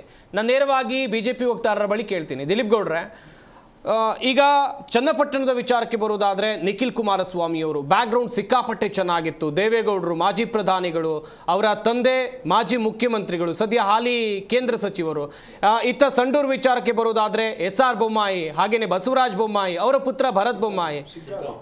ಶಿಗ್ಗಾವಿ ವಿಚಾರಕ್ಕೆ ಬರೋದಾದ್ರೆ, ಈ ಸಂಡೂರು ವಿಚಾರಕ್ಕೆ ಬರೋದಾದ್ರೆ ಇಲ್ಲಿ ಏನು ಜನಾರ್ದನ್ ರೆಡ್ಡಿ, ತುಕಾರಾಮ್ ಅವರ ಎಸ್. ಹಾಗೇನೆ ಇಲ್ಲಿ ಬಿಜೆಪಿ ಅಭ್ಯರ್ಥಿ ಸಿಕ್ಕಾಪಟ್ಟೆ ಚೆನ್ನಾಗಿ ಫೈಟ್ ಕೊಟ್ಟರು. ಆದರೆ ಈ 2 ಕ್ಷೇತ್ರದಲ್ಲಿ ಯಾವುದು ಅಂತ ಹೇಳಿದ್ರೆ ಶಿಗ್ಗಾವಿ ಮತ್ತು ಚನ್ನಪಟ್ಟಣದ ವಿಚಾರಕ್ಕೆ ಬರೋದಾದ್ರೆ ಇಷ್ಟೆಲ್ಲ ಬ್ಯಾಕ್ ಗ್ರೌಂಡ್ ಇದ್ದು ಹೇಗೆ ಸೋತ್ರು ಅಂತ ಹೇಳಿ. ಅಲ್ಲ, ಅದು ಗೊತ್ತಾಗ್ತಾ ಇಲ್ಲ ರಾಜಕೀಯದಲ್ಲಿ ಯಾವ ರೀತಿ ನಡೀತಾ ಇದೆ ಅಂತ. ನೀವು ಹೇಳಿದಾಗ ಬಂಗಾರವನ್ ಮತ್ತು ಸಾಮಾನ್ಯ ಕಾರ್ಯಕರ್ತ, ಯಾವುದು ಬ್ಯಾಕ್ ಗ್ರೌಂಡ್ ಇಲ್ಲದೆ ಇರ್ತಕ್ಕಂಥ ಕಾರ್ಯಕರ್ತ, ನೀವು ಅದಕ್ಕೆ ಹೋಲಿಸ್ಕೊಂಡು ಸ್ವಲ್ಪ ಫೈಟ್ ಕೊಟ್ಟಿದ್ದಾರೆ ಅವರು. ಇನ್ನ 2 ಕ್ಷೇತ್ರಗಳು ಹೋಲಿಸ್ಕೊಂಡ್ರೆ ಎಲ್ಲ ಒಂದ್ ಕಡೆ ಜನ ಕುಟುಂಬ ರಾಜಕಾರಣದ ವಿರುದ್ಧವಾಗಿ ಇದಾರ. 3 ಕ್ಷೇತ್ರ ಸೇರಿಸ್ಕೊಂಡು ಹೇಳ್ತಾ ಇದ್ದೀನಿ, ಒಂದು ಯಾವುದೋ ಒಂದು ಕ್ಷೇತ್ರಕ್ಕೆ ಸೀಮಿತ ಮಾಡ್ಕೋಬೇಡಿ. ಕುಟುಂಬ ರಾಜಕಾರಣದ ವಿರುದ್ಧವಾಗಿದ್ದಾರ ಮತದಾರರು ಅಂತ ಹೇಳಿ ನಾವು ಚರ್ಚೆ ಮಾಡಬೇಕಾಗತ್ತೆ. ಸೊ ಈಗ ನಾವು ಚನ್ನಪಟ್ಟಣದ ವಿಚಾರ ತೆಗೆದುಕೊಂಡು ಚನ್ನಪಟ್ಟಣದಲ್ಲಿ ಆಗಿರ್ತಕ್ಕಂಥದ್ದು ನಾವು ಅವಾಗಲೇ ಚರ್ಚೆ ಮಾಡೋದು, ಬೇರೆ ಬೇರೆ ತರ ಆಗಿರ್ಬೋದು. ಈಗ ಅಧಿಕಾರದಲ್ಲಿದ್ದಾಗ ಅದು ಕಾಮನ್, ಅದು ಹಣದ ಒಳೆ ಹರಿತಕ್ಕಂಥದ್ದು ಕಾಮನ್ನು. ಮತ್ತೆ ಪ್ರತಿಯೊಂದು ಬೂತ್ ಮಟ್ಟದಿಂದ ಪಂಚಾಯತಿ ಮಟ್ಟದಿಂದ ಎಲ್ಲವರೆಗೂ ಸಹ ಮಿನಿಸ್ಟರ್ಗಳು MLAಗಳು ಕೆಲಸ ಮಾಡಿದ್ದಾರೆ ಆಡಳಿತ ಪಕ್ಷದವರು ಹೋಗಿ. ಮತ್ತೆ ಶಿಗ್ಗಾವಿನಲ್ಲಿ ನಾವು ಬಹಳ ಕಾನ್ಫಿಡೆನ್ಸ್ ಆಗಿದೆ. ಯಾಕೆಂತಂದ್ರೆ ಅಲ್ಲಿ ಅತಿ ಹೆಚ್ಚು ಮುಸಲ್ಮಾನ್ ವೋಟ್ ಇದ್ರು ಸಹ ಅಲ್ಲಿ ಯಾವಾಗಲೂ ಸಹ ಬೊಮ್ಮಾಯಿ ಅವರು ಗೆಲ್ತಿದ್ರು, 4 ಬಾರಿ ಗೆದ್ದಿದ್ರು. ಮತ್ತೆ ಅಲ್ಲಿ ಅಲ್ಪಸಂಖ್ಯಾತ ಒಬ್ಬ ಕ್ಯಾಂಡಿಡೇಟ್ಗೆ ಸೀಟ್ ಕೊಟ್ಟಿದ್ರು, ಟಿಕೆಟ್ ಕೊಟ್ಟರು. ಸ್ವತಃ ವಿರೋಧಿಸಿದ್ರು, KPCC ಅಧ್ಯಕ್ಷರು ವಿರೋಧಿಸಿದ್ರು, ಅಲ್ಲಿ ಬೇಡ ಬೇರೆಯವ್ರಿಗೆ ಕೊಡಿ, ಯಾರೋ ಲಿಂಗಾಯತ ಸಮಾಜದ ಕೊಡಿ ಅಂತೇಳಿ. ಆದ್ರೂ ಸಹ ಟಿಕೆಟ್ ಕೊಟ್ಟರು, ಅಲ್ಲಿ ಗೆದ್ದಿದ್ದಾರೆ. ಬಟ್ ಆದ್ರೆ ನಾವು ಅದನ್ನ ಎಕ್ಸ್ಪೆಕ್ಟ್ ಮಾಡಿರಲಿಲ್ಲ ಈ ರೀತಿ ಆಗುತ್ತೆ ಅಂತೇಳಿ. ಬಟ್ ಆದ್ರೆ ನಾವು ಎಲ್ಲೋ ಒಂದ್ ಕಡೆ ಈ ನಾವು ಮೇಲ್ನೋಟಕ್ಕೆ ಗಮನಿಸೋದಾದ್ರೆ ನಾವು ಸ್ವಲ್ಪ ಉಪಚುನಾವಣೆ ಕಡೆ ಜಾಸ್ತಿ ಗಮನ ಕೊಡ್ಲಿಲ್ಲ ಅನ್ಸುತ್ತೆ. ಕೇವಲ ಇಲ್ಲಿ ನಡೆದಿರ್ತಕ್ಕಂಥ ಭ್ರಷ್ಟಾಚಾರ ಅದು ಇದು ಅಂತ ಈ ಹೋರಾಟದಲ್ಲಿ ಜಾಸ್ತಿ ಗಮನ ಕೊಟ್ಟು ಚುನಾವಣೆ ಕಡೆ ಜಾಸ್ತಿ ಗಮನ ಕೊಡ್ಲಿಲ್ಲ. ಅದೇ ಕಾಂಗ್ರೆಸ್ ಪ್ರಿಪರೇಷನ್ ನೋಡಿ, 4 ತಿಂಗಳು 5 ತಿಂಗಳು ಮುಂಚೆಯಿಂದಲೂ ಸಹ DK ಶಿವಕುಮಾರ್ ಚನ್ನಪಟ್ಟಣದಲ್ಲಿ ನಾನೇ ಅಭ್ಯರ್ಥಿ, ನಾನೇ ನಿಂತ್ಕೋತೀನಿ ಅಂತೇಳಿ ಅವರು ಚುನಾವಣಾ ಸ್ಟ್ರಾಟಜಿ ಮಾಡೋದ್ರೊಳಗೆ ಇನ್ವಾಲ್ವ್ ಆದವು. ನೀವು ತಪ್ಪು ಮಾಡ್ತಾ ಇದ್ದೀರಿ, ನೀವು ಅಲ್ಲಿ ಹಿಂಗೆ ಮಾಡಿದ್ದೀರಿ, ಅಲ್ಲಿ ಇಷ್ಟು ಸ್ಕ್ಯಾಮ್ ಮಾಡಿದ್ದೀರಿ, ನೀವು ಮುಡಾ ಸ್ಕ್ಯಾಮ್ ಮಾಡಿದ್ದೀರಿ, CA ಸೈಡ್ ಸ್ಕ್ಯಾಮ್ ಮಾಡಿದ್ದೀರಿ, ವಾಲ್ಮೀಕಿ ನಿಗಮ ಮಂಡಳಿ ಲಿಸ್ಟ್ ಮಾಡಿದ್ದೀರಿ ಅಂತೇಳಿ ನಾವು ಅದ್ರ ವಿರುದ್ಧ ಹೋರಾಟ ಮಾಡೋಕ್ಕೆ ಸ್ಟಾರ್ಟ್ ಮಾಡೋದು. ಬಟ್ ಪ್ರಿಪ್ರೇಷನ್ ಇದೆಯಲ್ಲ, ಪ್ರಿಪ್ರೇಷನ್ ಎಲ್ಲ ಒಂದು ಕಡೆ ನಾವು ಸ್ವಲ್ಪ ಕಮ್ಮಿ ಟೈಮ್ ತಗೊಂಡು ಅಂತ ಅನ್ಸುತ್ತೆ. 15 ದಿವಸ 20 ದಿವಸದಲ್ಲಿ ಪ್ರಿಪ್ರೇಷನ್ ಅದು ಸರಿ ಆಗಲಿಲ್ಲ ಅಂತ ಅನ್ಸುತ್ತೆ. ಒಂದು ಚುನಾವಣೆ ಅಂತ ಅಂದಾಗ ನಾವು ಪ್ರಿಪ್ರೇಷನ್ ಜಾಸ್ತಿ ಲಾಂಗ್ ತೆಗೆದುಕೋಬೇಕಾಯಿತು. ಇನ್ನು ಶಿಗ್ಗಾವಿನಲ್ಲಿ ತೆಗೆದುಕೊಂಡ್ರು ಸಹ ಶಿಗ್ಗಾವಿನಲ್ಲಿ ಪ್ರಿಪ್ರೇಷನ್ ಬಹಳ ಕಮ್ಮಿ ಇತ್ತು. ಯಾಕೆಂತಂದ್ರೆ ಬೊಮ್ಮಾಯಿನವರು ಕೊನೆಗಳಿಗೆ ನನ್ನ ಮಗನಿಗೆ ಟಿಕೆಟ್ ಬೇಡ ಅಂತ ಹೇಳ್ತಾ ಇದ್ರು. ಸೊ ಅಲ್ಲೂ ಸಹ ಪ್ರಿಪ್ರೇಷನ್ ಉಲ್ಟಾ ಪಲ್ಟಾ ಆಯಿತು. ಮತ್ತೆ ಅಜ್ಜಂಪೀರ್ ಖಾದ್ರಿ ಅವ್ರದ್ದು ಅವರು ಸಂಘಟಿತ ಹೋರಾಟ. ಮತ್ತೆ ಅಲ್ಲಿ ಸ್ವಲ್ಪ ಮುಸಲ್ಮಾನ್ ಸಮುದಾಯ 3 ಕ್ಷೇತ್ರದಲ್ಲಿ ಒಗ್ಗಟ್ಟಾಗಿದ್ದು, 3 ಕ್ಷೇತ್ರದಲ್ಲಿ ಸಹ ಒಂದು ಪಕ್ಷಕ್ಕೆ ಒಗ್ಗಟ್ಟಾಗಿ ಓಟ್ ಹಾಕಿದ್ದಾರೆ. ಸುಮಾರು 50,000 ಓಟ್ಗಳು ಇರ್ತಕ್ಕಂಥ ಶಿಗ್ಗಾವಿನಲ್ಲಿ ಒಂದೇ ಪಕ್ಷಕ್ಕೆ ಓಟ್ ಬಂದಿದ್ದಾವೆ. ಸೊ ಅದೊಂದು ಕಾರಣ ಆಗಿರ್ಬೋದು. ಇನ್ನು ಸಂಡೂರಿನಲ್ಲಿ ತುಕಾರಾಮ್ ಅವರ ಶ್ರೀಮತಿ ಅವರು ಗೆದ್ದಿದ್ದಾರೆ, ಒಂದು ಮಹಿಳೆಗೆ ಕೊಟ್ಟಿರ್ತಕ್ಕಂಥ ಚಾನ್ಸ್ ಅಂತೇಳಿ. ಮತ್ತು ಆದರೂ ಸಹ ಸಂಘಟಿತ ಹೋರಾಟವನ್ನು ಮಾಡಿದ್ದೀವಲ್ಲ, ಶ್ರೀರಾಮುಲು ಅವರಾಗಿರ್ಬೋದು ಅಥವಾ ಜನಾರ್ದನ್ ರೆಡ್ಡಿ ಆಗಿರ್ಬೋದು, ಇಬ್ಬರು ಸಹ ಸಂಘಟಿತವಾಗಿ ಹೋರಾಟ ಮಾಡಿದರೆ ಒಬ್ಬ ಸಾಮಾನ್ಯ ಕಾರ್ಯಕರ್ತ ಬಂಗಾರ ಹನುಮಂತ ನಮ್ಮ ಜೊತೆ ಎಲ್ಲ ಸಾಮಾನ್ಯವಾಗಿ ಇರ್ತಕ್ಕಂಥ ವ್ಯಕ್ತಿ, ಅವರಿಗೆ ಒಂದು ಒಳ್ಳೆ ಫೈಟ್ ಬಂದಿದೆ, ಮುಂದೆ ಒಂದು ದೇವರು ಒಳ್ಳೇದು ಮಾಡ್ತಾನೆ ಅಂತ ಅನ್ಕೋತೀವಿ. ಮತ್ತೆ ನಮ್ಮ ರಾಜಕೀಯ ವಿಶ್ಲೇಷಕರು ಹೇಳ್ತಿದ್ರು, ನಾನು ಅದನ್ನ ಖಂಡಿಸ್ತೀನಿ. ಯಾಕೆಂತಂದ್ರೆ ಈ ವಕ್ಫ್ ವಿಚಾರ ತೆಗೆದುಕೊಂಡ್ಬಂದ್ರು. ವಕ್ಫ್ ವಿಚಾರ ಅಂತ ಬಂದಾಗ ಅದು ಇಲ್ಲಿ ಕೋಮು ವಿಚಾರ ಅಂತ ಬರಲ್ಲ.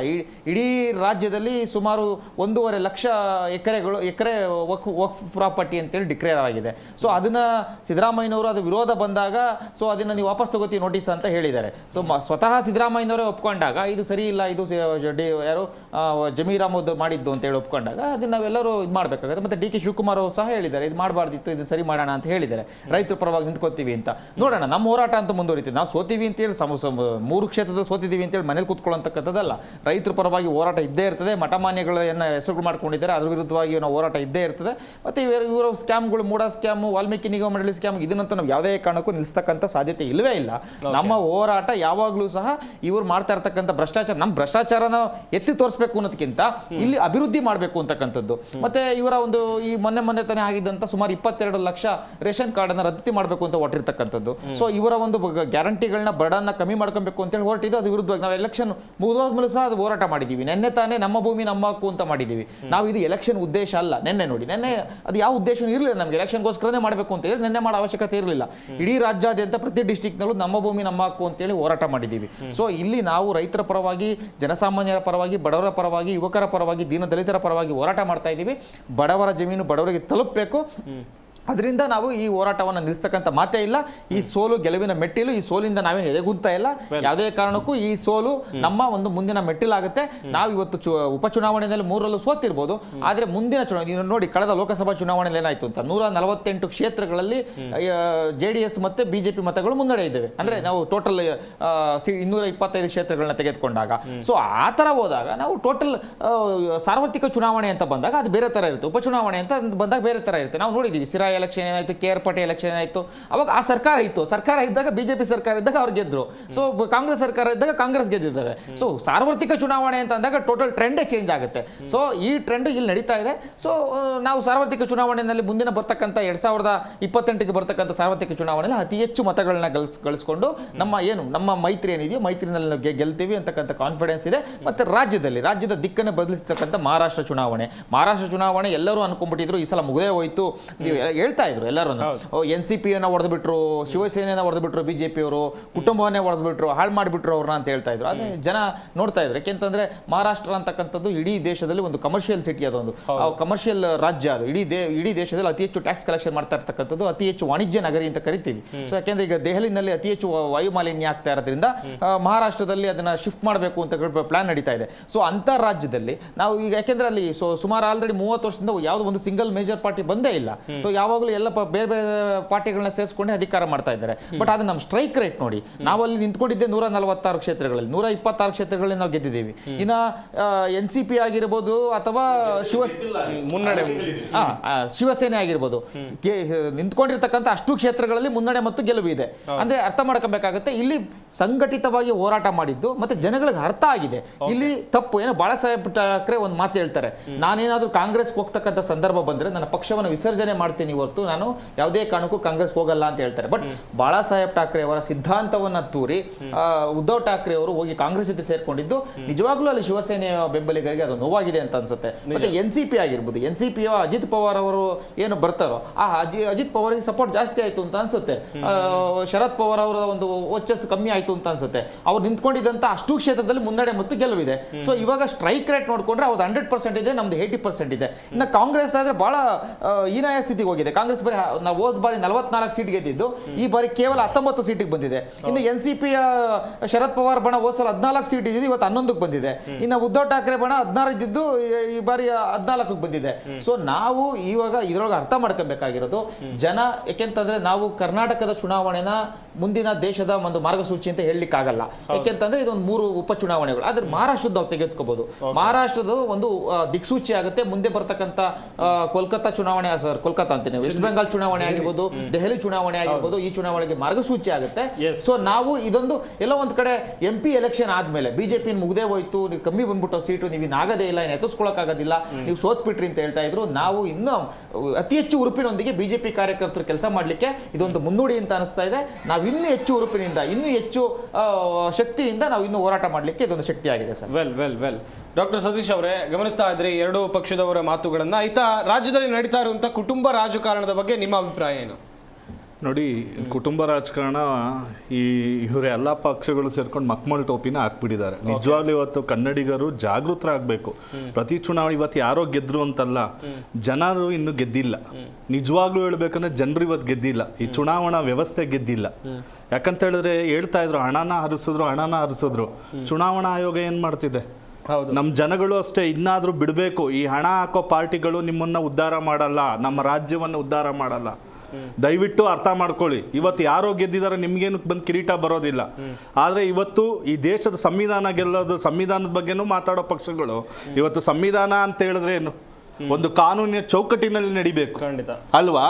ನಾನು ಸುಮ್ಮನೆ ಸಂವಿಧಾನ ರಕ್ಷಣೆ ಮಾಡ್ತೀನಿ ಅಂತ ಒಂದ್ ಕಡೆ ಹಣನೂ ಹಂಚೋದು, ಕೋಟ್ಯಾಂತರ ರೂಪಾಯಿಗಳ ಅವರವರ ಆತ್ಮವಿಮರ್ಶೆನ ಮಾಡ್ಕೊಳ್ಳಿ. ಜನಗಳು ಸಹ ತಿಳ್ಕೊಬೇಕು.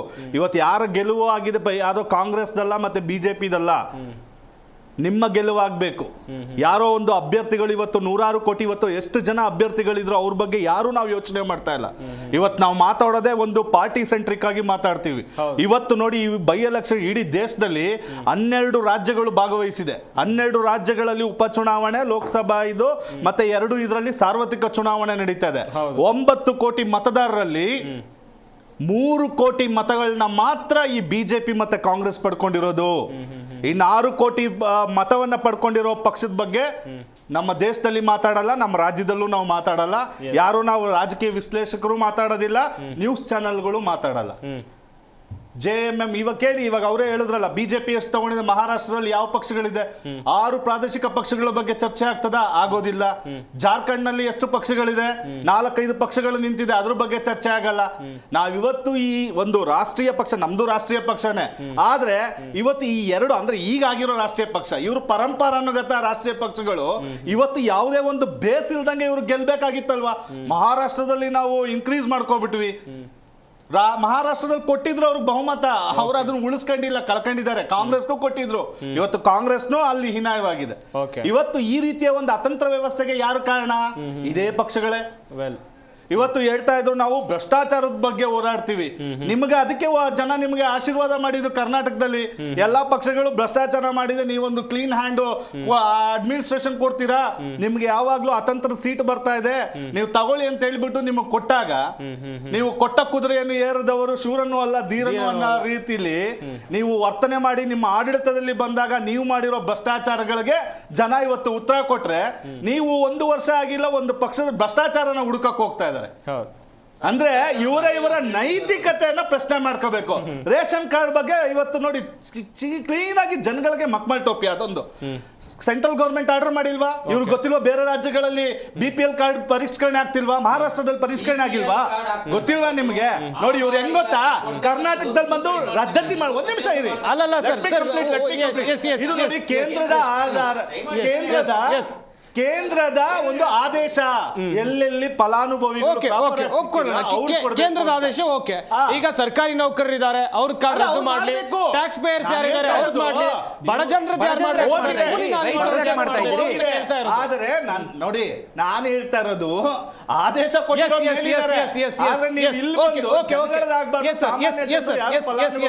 ಮುಖ್ಯಮಂತ್ರಿ ಸಿದ್ದರಾಮಯ್ಯ ಅವರು ಮಾತನಾಡ್ತಾ ಇದ್ದಾರೆ ಚುನಾವಣೆ ಕುರಿತಂತೆ. ಅವ್ರು ಏನ್ ಹೇಳ್ತಾ ಇದ್ದಾರೆ ಬನ್ನಿ ನೋಡೋಣ.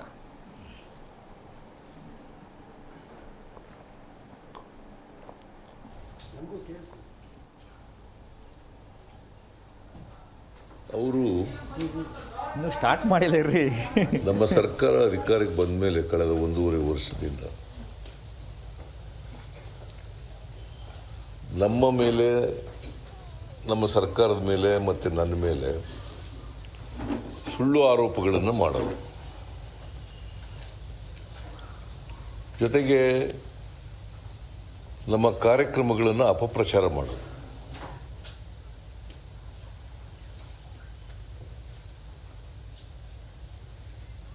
ಸುಳ್ಳು ಆರೋಪಗಳು ವಾಲ್ಮೀಕಿ ಅಭಿವೃದ್ಧಿ ನಿಗಮದಲ್ಲಿ ಭ್ರಷ್ಟಾಚಾರ ಆಗಿದೆ, ಅದಕ್ಕೆ ಸಂಬಂಧಪಟ್ಟಂಥ ಮಂತ್ರಿ ಸಿದ್ದರಾಮಯ್ಯ ಕಾರಣ. ಆಮೇಲೆ ಮೂಡ ಪ್ರಕರಣದಲ್ಲಿ ಸೈಟ್ಗಳ ಹಂಚಿಕೆ ಕಾನೂನುಬಾಹಿರವಾಗಿದೆ. ಸಿದ್ದರಾಮಯ್ಯ ಏನು ಪಾತ್ರ ಇಲ್ಲದೆ ಹೋದರೂ ಪಾತ್ರ ಇದೆ ಅಂತೇಳಿ ಹೇಳೋದು. ಸಿದ್ದರಾಮಯ್ಯನ ಪಾತ್ರ ಏನೂ ಇಲ್ಲದೇನೂ ಕೂಡ ಏನೂ ಇಲ್ಲ ಇದೆ ಅಂತ ಹೇಳೋದು. ಆಮೇಲೆ ಈ ವಕ್ಫ್ ಪ್ರಾಪರ್ಟಿ ವಿಚಾರದಲ್ಲಿ ಕೋಮುವಾದ ಸೃಷ್ಟಿ ಮಾಡಲಿಕ್ಕೆ ಪ್ರಯತ್ನ ಮಾಡ್ತಕ್ಕಂಥದ್ದು. ನಾನು ಯಾಕೆ ಈ ಮಾತು ಹೇಳ್ತಾ ಇದ್ದೀನಿ ಅಂದರೆ 2014 ನೀವು ಲೋಕಸಭಾ ಚುನಾವಣೆಯಲ್ಲಿ ಅವರ ಪ್ರಣಾಳಿಕೆ ನೋಡಿರಬೇಕು ಅಂತ ಅಂದ್ಕೊಂಡಿದ್ದೀನಿ ನಾನು. ಆ ಪ್ರಣಾಳಿಕೆಯಲ್ಲಿ ಏನು ಹೇಳಿದ್ದಾರೆ ಅಂತಂದರೆ, ನಾವು ಇಸ್ಲಾಂ ಗುರುಗಳ ಜೊತೆ ಮಾತಾಡಿ ಧಾರ್ಮಿಕ ಗುರುಗಳ ಜೊತೆ ಮಾತಾಡಿ ಯಾರ್ಯಾರು ವಕ್ಫ್ ಪ್ರಾಪರ್ಟಿನ ಅತಿಕ್ರಮಣ ಮಾಡ್ಕೊಂಡಿದ್ದಾರೆ, ಅದೆಲ್ಲಿ ಪ್ರಭಾಕರ ಅದು ಕೊಡೋದು ಅವ್ರ ಪ್ರಣಾಳಿಕೆ. ಯಾಕಂದ್ರೆ ಇವರು ನಾ ಸುಳ್ಳು ಹೇಳ್ಬಿಡ್ತೀನಿ ಅಂತ ಆದ್ರೂ ನಾನು ಹೇಳ್ಬೇಕಲ್ಲಪ್ಪ, ನೀವು ನಂಬಲ್ಲ. ನಾನು ಹೇಳೋದಿಲ್ಲ, ನಂಬಲ್ವಲ್ಲ ಇಲ್ಲಿ. ಆದ್ರೂ ಅವ್ರು ಹೇಳೋದನ್ನೇ ಬರೀತಿರಲ್ಲ. ನಾಟ್ ಆಲ್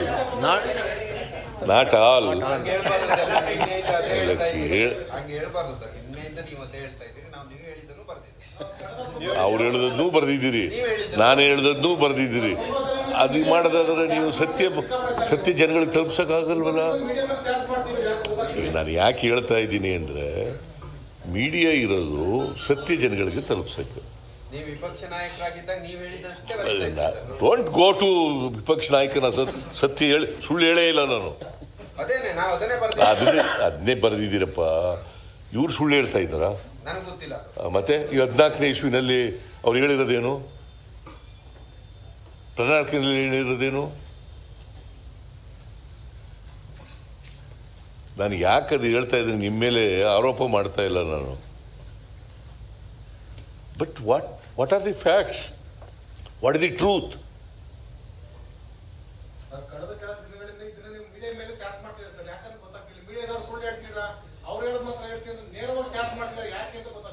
ಚಾರ್ಜ್ ಏನ್ ಮಾಡಿಲ್ಲ, ನಿನ್ ಮೇಲೆ ಮಾಡದ್ನ. ಹೌದಪ್ಪ, ನೀವು ಸತ್ಯ ಹೇಳದೆ ಹೋದ್ರೆ ಮಾಡದೆ, ಸತ್ಯ ಹೇಳದೆ ಹೋದ್ರೆ ಮಾಡದೆ. ಬೈದಿಲ್ಲ ನಾನು, ಬೈದಿಲ್ಲ, ಬೈದು ಇಲ್ಲ,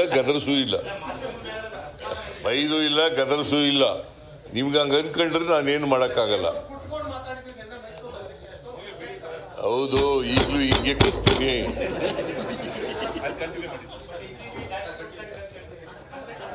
ಈಗಲೂ ಕೊಡ್ತೀನಿ, ಯಾವಾಗಲೂ ಕೊಡ್ತೀನಿ. ನಾನು ಅಸೆಂಬ್ಲಿನಲ್ಲಿ ಕೊಡ್ತಿರ್ಲಿಲ್ವಾ? ಚುನಾವಣಾ ಭಾಷಣ ಮಾಡುವಾಗ ಕೊಡ್ತಿರ್ಲಿಲ್ವಾ? ಅಭ್ಯಾಸ ಅದು ಅಷ್ಟೇನೆ. ಗೊತ್ತಾಯ್ತಲ್ಲ. ನಾನು ಯಾಕೆ ಸಿಕ್ತಿಲ್ ವಿನಯ,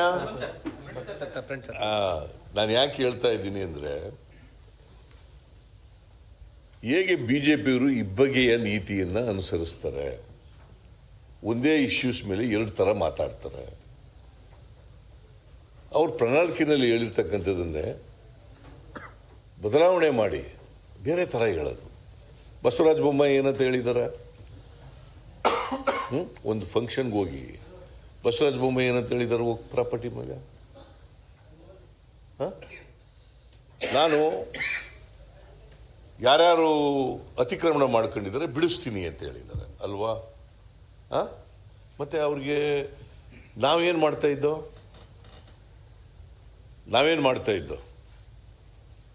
ಅವ್ರ ಪ್ರಾಪರ್ಟಿ ಕಿತ್ಕೊತಾ ಇದ್ವಾ?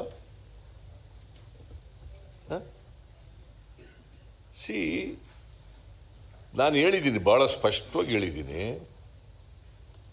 ನೋಟಿಸ್ ಕೊಟ್ಟಿದ್ರೆ ಒಂದು ವೇಳೆ ನೋಟಿಸ್ ಕೊಟ್ಟಿದ್ರೆ ವಾಪಸ್ ತಗೋತೀವಿ. ಒಂದು ವೇಳೆ ವಿಚಾರಣೆ ಇಲ್ಲದೇ ರೆವಿನ್ಯೂ ರೆಕಾರ್ಡ್ನಲ್ಲಿ ಅವ್ರ ಹೆಸರು ಪ್ರಾಪರ್ಟಿ ಅವ್ರದ್ದೇನಾದ್ರು ಅವ್ರ ಹೆಸರಿಗೆ ಬಂದಿದ್ರೆ, ವಕ್ಫ್ ಬೋರ್ಡ್ ಹೆಸರಿಗೆ ಬಂದಿದ್ರೆ ಅದನ್ನು ರದ್ದು ಮಾಡ್ತೀವಿ. ಮತ್ತು ಯಾವ ರೈತರನ್ನು ಕೂಡ ಒಕ್ಲೆಬ್ಸಲ್ಲ. I was categorically very clear on this. Ashoka ಹೇಳ್ತಾನೆ, ಇವರು ಪಾಪಿಗಳು, ಕಾಂಗ್ರೆಸ್ನವರು ಪಾಪಿಗಳು. ಈಗ ಯಾರು ಪಾಪಿಗಳು ಅಂತ ಹೇಳ್ತಾರೆ ಜನ? ಇವ್ರನ್ನ ಪಾಪಿಗಳು ಅಂತ ಹೇಳ್ತಾರ ಇಲ್ಲ?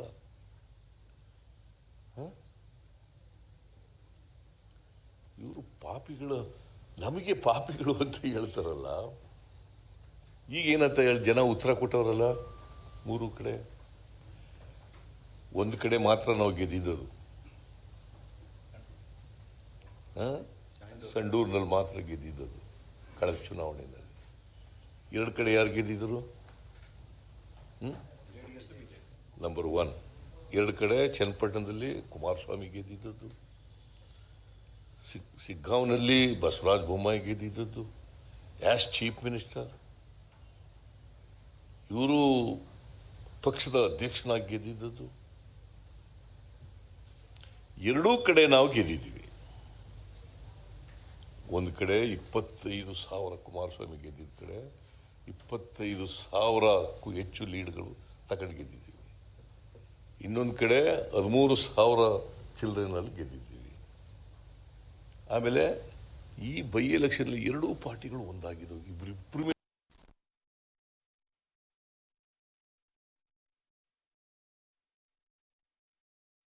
ಚುನಾವಣೆ ಕುರಿತಂತೆ ಮುಖ್ಯಮಂತ್ರಿ ಸಿದ್ದರಾಮಯ್ಯನವರು ಮಾತನಾಡ್ತಾ ಇದ್ರು.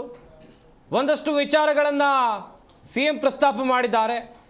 ನಮ್ಮ ಸ್ಟುಡಿಯೋದಲ್ಲಿ ಅತಿಥಿಗಳು ಕೂಡ ಇದ್ರು, ಸಾಕಷ್ಟು ಮಾಹಿತಿಗಳನ್ನು ಕೊಡ್ತಾ ಇದ್ರು. ಶಶಿಕಾಂತ್ ಸರ್, ಕೊನೆಯದಾಗಿ ಈಗ BJPಯವರು ಸಾಕಷ್ಟು ಹೋರಾಟಗಳನ್ನು ಮಾಡ್ಕೊಂಡು ಬಂದರು. ಈ ಮೂಡ ಆಗಿರ್ಬೋದು, ವಾಲ್ಮೀಕಿ ವಿಚಾರಕ್ಕಾಗಿರ್ಬೋದು, ವಕ್ಫ್ ಆಗಿರ್ಬೋದು. ಈ ಹೋರಾಟಗಳು ಚುನಾವಣಾ ಫಲಿತಾಂಶಕ್ಕೆ ಪರಿಣಾಮ ಬೀರಲ್ವ ಸರ್? ಹೇಗೆ? ಎಲ್ಲೂ ಬೀಳಿಲ್ಲ. ಓಕೆ, ಯಾವ ಫಲಿತಾಂಶದಕ್ಕೆ ಒಂದು ಓಟು ಅದರಿಂದ ಬಂದಿಲ್ಲ. ಇಲ್ಲಿ ಏನು ಅಂತಂದ್ರೆ, ಮೊದಲಿಂದ BJP ಅವ್ರು ಮಾಡಿದ ಒಂದು ತಪ್ಪು ಹೇಳ್ತೀನಿ ನಿಮಗೆ. ಇವರು ಅಲ್ಲಿ ಆಗಿರೋ ತಪ್ಪನ್ನು ತಿದ್ದೋದಕ್ಕಿಂತ ಹೆಚ್ಚಾಗಿ ಸರ್ಕಾರವನ್ನೇ ಬೀಳಿಸ್ಬಿಡ್ತೀನಿ, ರಾಜೀನಾಮೆ ಕೊಟ್ಬಿಡಿ CM. ಅಲ್ಲೇನೋ ಚಿಕ್ಕ ಕೆಲಸ ಆದ್ರೆ ಮೊದಲು ರಾಜೀನಾಮೆ ಕೊಟ್ಬಿಡಿ, ಅಲ್ಲಿ ರೇಷನ್ ಕಾರ್ಡ್ ಪ್ರಾಬ್ಲಮ್ ಆದ್ರೆ ಮೊದಲು CM ರಾಜೀನಾಮೆ ಕೊಟ್ಬಿಡಿ. ಇದೇನಾಗುತ್ತೆ ಅಂದ್ರೆ, ಒಂದು ಆಳುವ ಸರ್ಕಾರ, ಜನರು ಬಹುಮತದಿಂದ ಯಾರೇ ಸರ್ಕಾರ ಮಾಡಲಿ, ನಾಳೆ BJP ಅವ್ರು ಮಾಡಿದ್ರು ಚಿಂತೆ ಇಲ್ಲ, ಅದನ್ನ 5 ವರ್ಷ ಕಂಪ್ಲೀಟ್ ಆಗಿಬಿಡಿ. ಆ ತಪ್ಪು ಒಪ್ಪುಗಳನ್ನು ನಿರ್ಧಾರ ಮಾಡ್ತಕ್ಕಂಥದ್ದು ಜನರು ಮತ್ತೆ ಮುಂದಿನ ಚುನಾವಣೆಯಲ್ಲಿ. ಆದ್ರೆ ಇವರು ಇದ್ದಕ್ಕಿದ್ದಾಗೆ ಮೊದಲು ಇದನ್ನು ಕಿತ್ತು ಬಿಸಾಕ್ಬಿಡೋಣ, ದೇವೇಗೌಡರು ಈ ವಯಸ್ಸಲ್ಲೂ ಸಹಿತ ಕಾಂಗ್ರೆಸ್ ಕಿತ್ತು ಬಿಸಾಕ್ಬಿಡಬೇಕು ಅಂತಾರೆ. ಅರ್ಥ ಆಯ್ತಾ? ಈಗ ಮೇಲೆ ಇವ್ರು ಎಲ್ಲೋ ನಾಯಕರು ಹೇಳೋದು ಅದನ್ನೇ. ಮೊದಲಿಂದ ಸರ್ ಹೇಳ್ತಾ ಇದ್ದೀನಿ, JDSನವರು 3 ತಿಂಗಳಿಗೆ ಬೀಳುತ್ತೆ, 6 ತಿಂಗಳಿಗೆ ಬೀಳುತ್ತೆ, ಇವ್ರಿಗೆ ಬೀಳುತ್ತಂದಷ್ಟೆಲ್ಲ ಸ್ಟ್ರಾಂಗ್ ಆಗ್ತಾ ಹೋಗುತ್ತೆ. ಅದು ಅಂದ ಹೇಳ್ದು ಅದಲ್ಲ. ನಿಮ್ಮ ಕೆಲಸ ಸರ್ಕಾರವನ್ನು ಬೀಳಿಸುವುದಲ್ಲ. ಸರ್ಕಾರ ತಪ್ಪು ಮಾಡಿದಾಗ ನಿಮ್ಮ ಹೋರಾಟಗಳ ಮೂಲಕ, ಪ್ರತಿಭಟನೆಗಳ ಮೂಲಕ ಸರಿಪಡಿಸಿ ಅಂತ ಹೇಳ್ತಕ್ಕಂಥದ್ದು, ಅದು ನೀವು ಮಾಡ್ತಾ ಇಲ್ಲ. ಆಮೇಲೆ ಇನ್ನೊಂದು ಪ್ರಶ್ನೆ ಬಂದ್ಬಿಡ್ತು, ಈಗಾಗಲೇ ಒಂದು ಆಳುವ ಸರ್ಕಾರ ಇರುತ್ತೆ, ಸೊ ಅದರ ಪ್ರಭಾವದಿಂದಾಗಿ ಚುನಾವಣೆ ಗೆಲ್ಲುತ್ತೆ ಅನ್ನೋದೇ ಆಗಿದ್ರೆ ಹಿಂದ್ಗಡೆ BJP ಸರ್ಕಾರವೇ ಇತ್ತಲ್ವಾ? ಹೌದಲ್ವಾ? ಹಾಗಾದ್ರೆ ಅದು ಕಂಪ್ಲೀಟ್ ಆಗಿ ಸೋತ್ಬಿಟ್ಟು 136 ಸೀಟ್ ಯಾಕೆ ಬಂತು ಕಾಂಗ್ರೆಸ್ಗೆ? ಅದರ ಅರ್ಥ ಏನಂತಂದ್ರೆ, ನೀವು ಸರಿಯಾದ ಕೆಲಸ ಮಾಡಿದ್ರೆ, ನೀವು ನಿಜಕ್ಕೂ ಸಹಿತ ಜನಪರವಾಗಿ ಆಡಳಿತ ಕೊಟ್ಟಿದ್ರೆ ಆಗ್ತಿತ್ತಲ್ವಾ? ಬರೀ ಎಲ್ಲದಕ್ಕೂ ಗ್ಯಾರಂಟಿ ಕೊಟ್ಟರು ಅದಕ್ಕೊಂದು ಕೊಂಕು ಮಾತು, ಅವ್ರು ಏನೇ ಕೆಲಸ ಮಾಡಿದ್ರು ಕೊಂಕು ಮಾತು.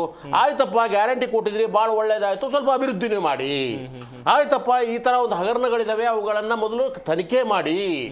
ಆಯ್ತಾ? ಸರ್ಕಾರ ಬೀಳಿಸೋದು ಬೇಡ ನಮಗೆ. ಈ ತಪ್ಪು ಮಾಡಿದ್ರೆ ಸಿದ್ದರಾಮಯ್ಯ ಅವರು ಮಾಡಿದಾರ? ಸಿದ್ದರಾಮಯ್ಯ ಅವರು ತಪ್ಪು ಮಾಡಿದ್ರೆ ತನಿಖೆ ಆಗಲಿ, ಅವ್ರಿಗೆ ಶಿಕ್ಷೆ ಆಗಲಿ ಅಂತ ಹೇಳಬೇಕೆ ಹೊರತಾಗಿ, ನೀವು ಇವತ್ತು ರಾಜೀನಾಮೆ ಕೊಡಿ, ನಾಳೆ ಸರ್ಕಾರನ ಮೊದಲಿಗೆ ಡಿಸಾಲ್ವ್ ಮಾಡ್ಬಿಡಿ ಅಂತಂದ್ರೆ ಜನ ಏನ್ ಮಾಡ್ತಾರೆ ಗೊತ್ತಾ? ನಾನು ಆರಿಸಿ ಕಳಿಸಿದಂತ ಸರ್ಕಾರ ಇದು, 5 ವರ್ಷಕ್ಕೆ ನಾನು ಅದಕ್ಕೆ ಬಹುಮತ ಕೊಟ್ಟಿದ್ದೀನಿ. ಈಗ ಇದ್ದಕ್ಕಿದ್ದಂಗೆ ಅದನ್ನ ತಂತ್ರ ಮಾಡಿಬಿಟ್ಟು ಮನೆಗೆ ಹೋಗು, ಮತ್ತೆ ಇಲೆಕ್ಷನ್, ಮನೆಗೆ ಹೋಗು, ಇದು ಮತ್ತೆ ಇಲೆಕ್ಷನ್. ಈಗ ನಡೆದಿರ್ತಕ್ಕಂಥ ಈ 3 ಇಲೆಕ್ಷನ್ನೇ ಮೊಟ್ಟ ಮೊದಲನೇದಾಗಿ ಜನರ ಮೇಲೆ ಆಗಿರ್ತಕ್ಕಂಥ ಹೇರಿಕೆ ಇದು. ಆಯ್ತಾ? ಇವ್ರು ಮಾಡಿದ ಸ್ವಾರ್ಥಕ್ಕೆ ಇವ್ರು MP ಸೀಟಿಗೆ ಹೋಗ್ಬಿಟ್ಟು ಅದನ್ನ ಮತ್ತೆ ರೀಎಲೆಕ್ಷನ್ ಮಾಡಿದವ್ರು ಯಾರು? ಈ 3 ಜನರು ತಾನೆ.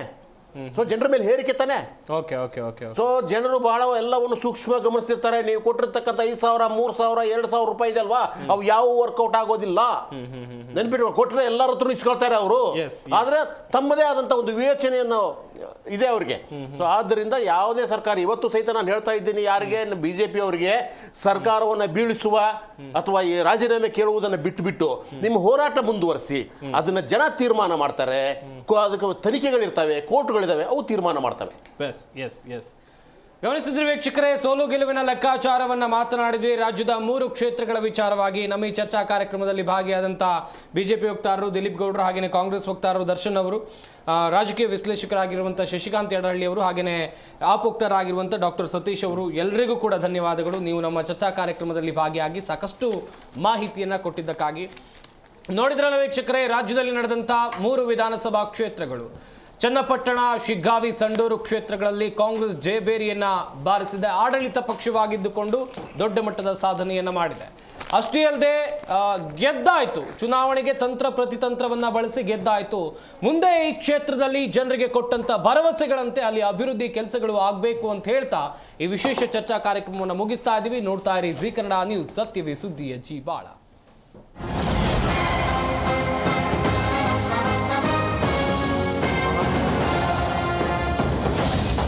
ಮಾರ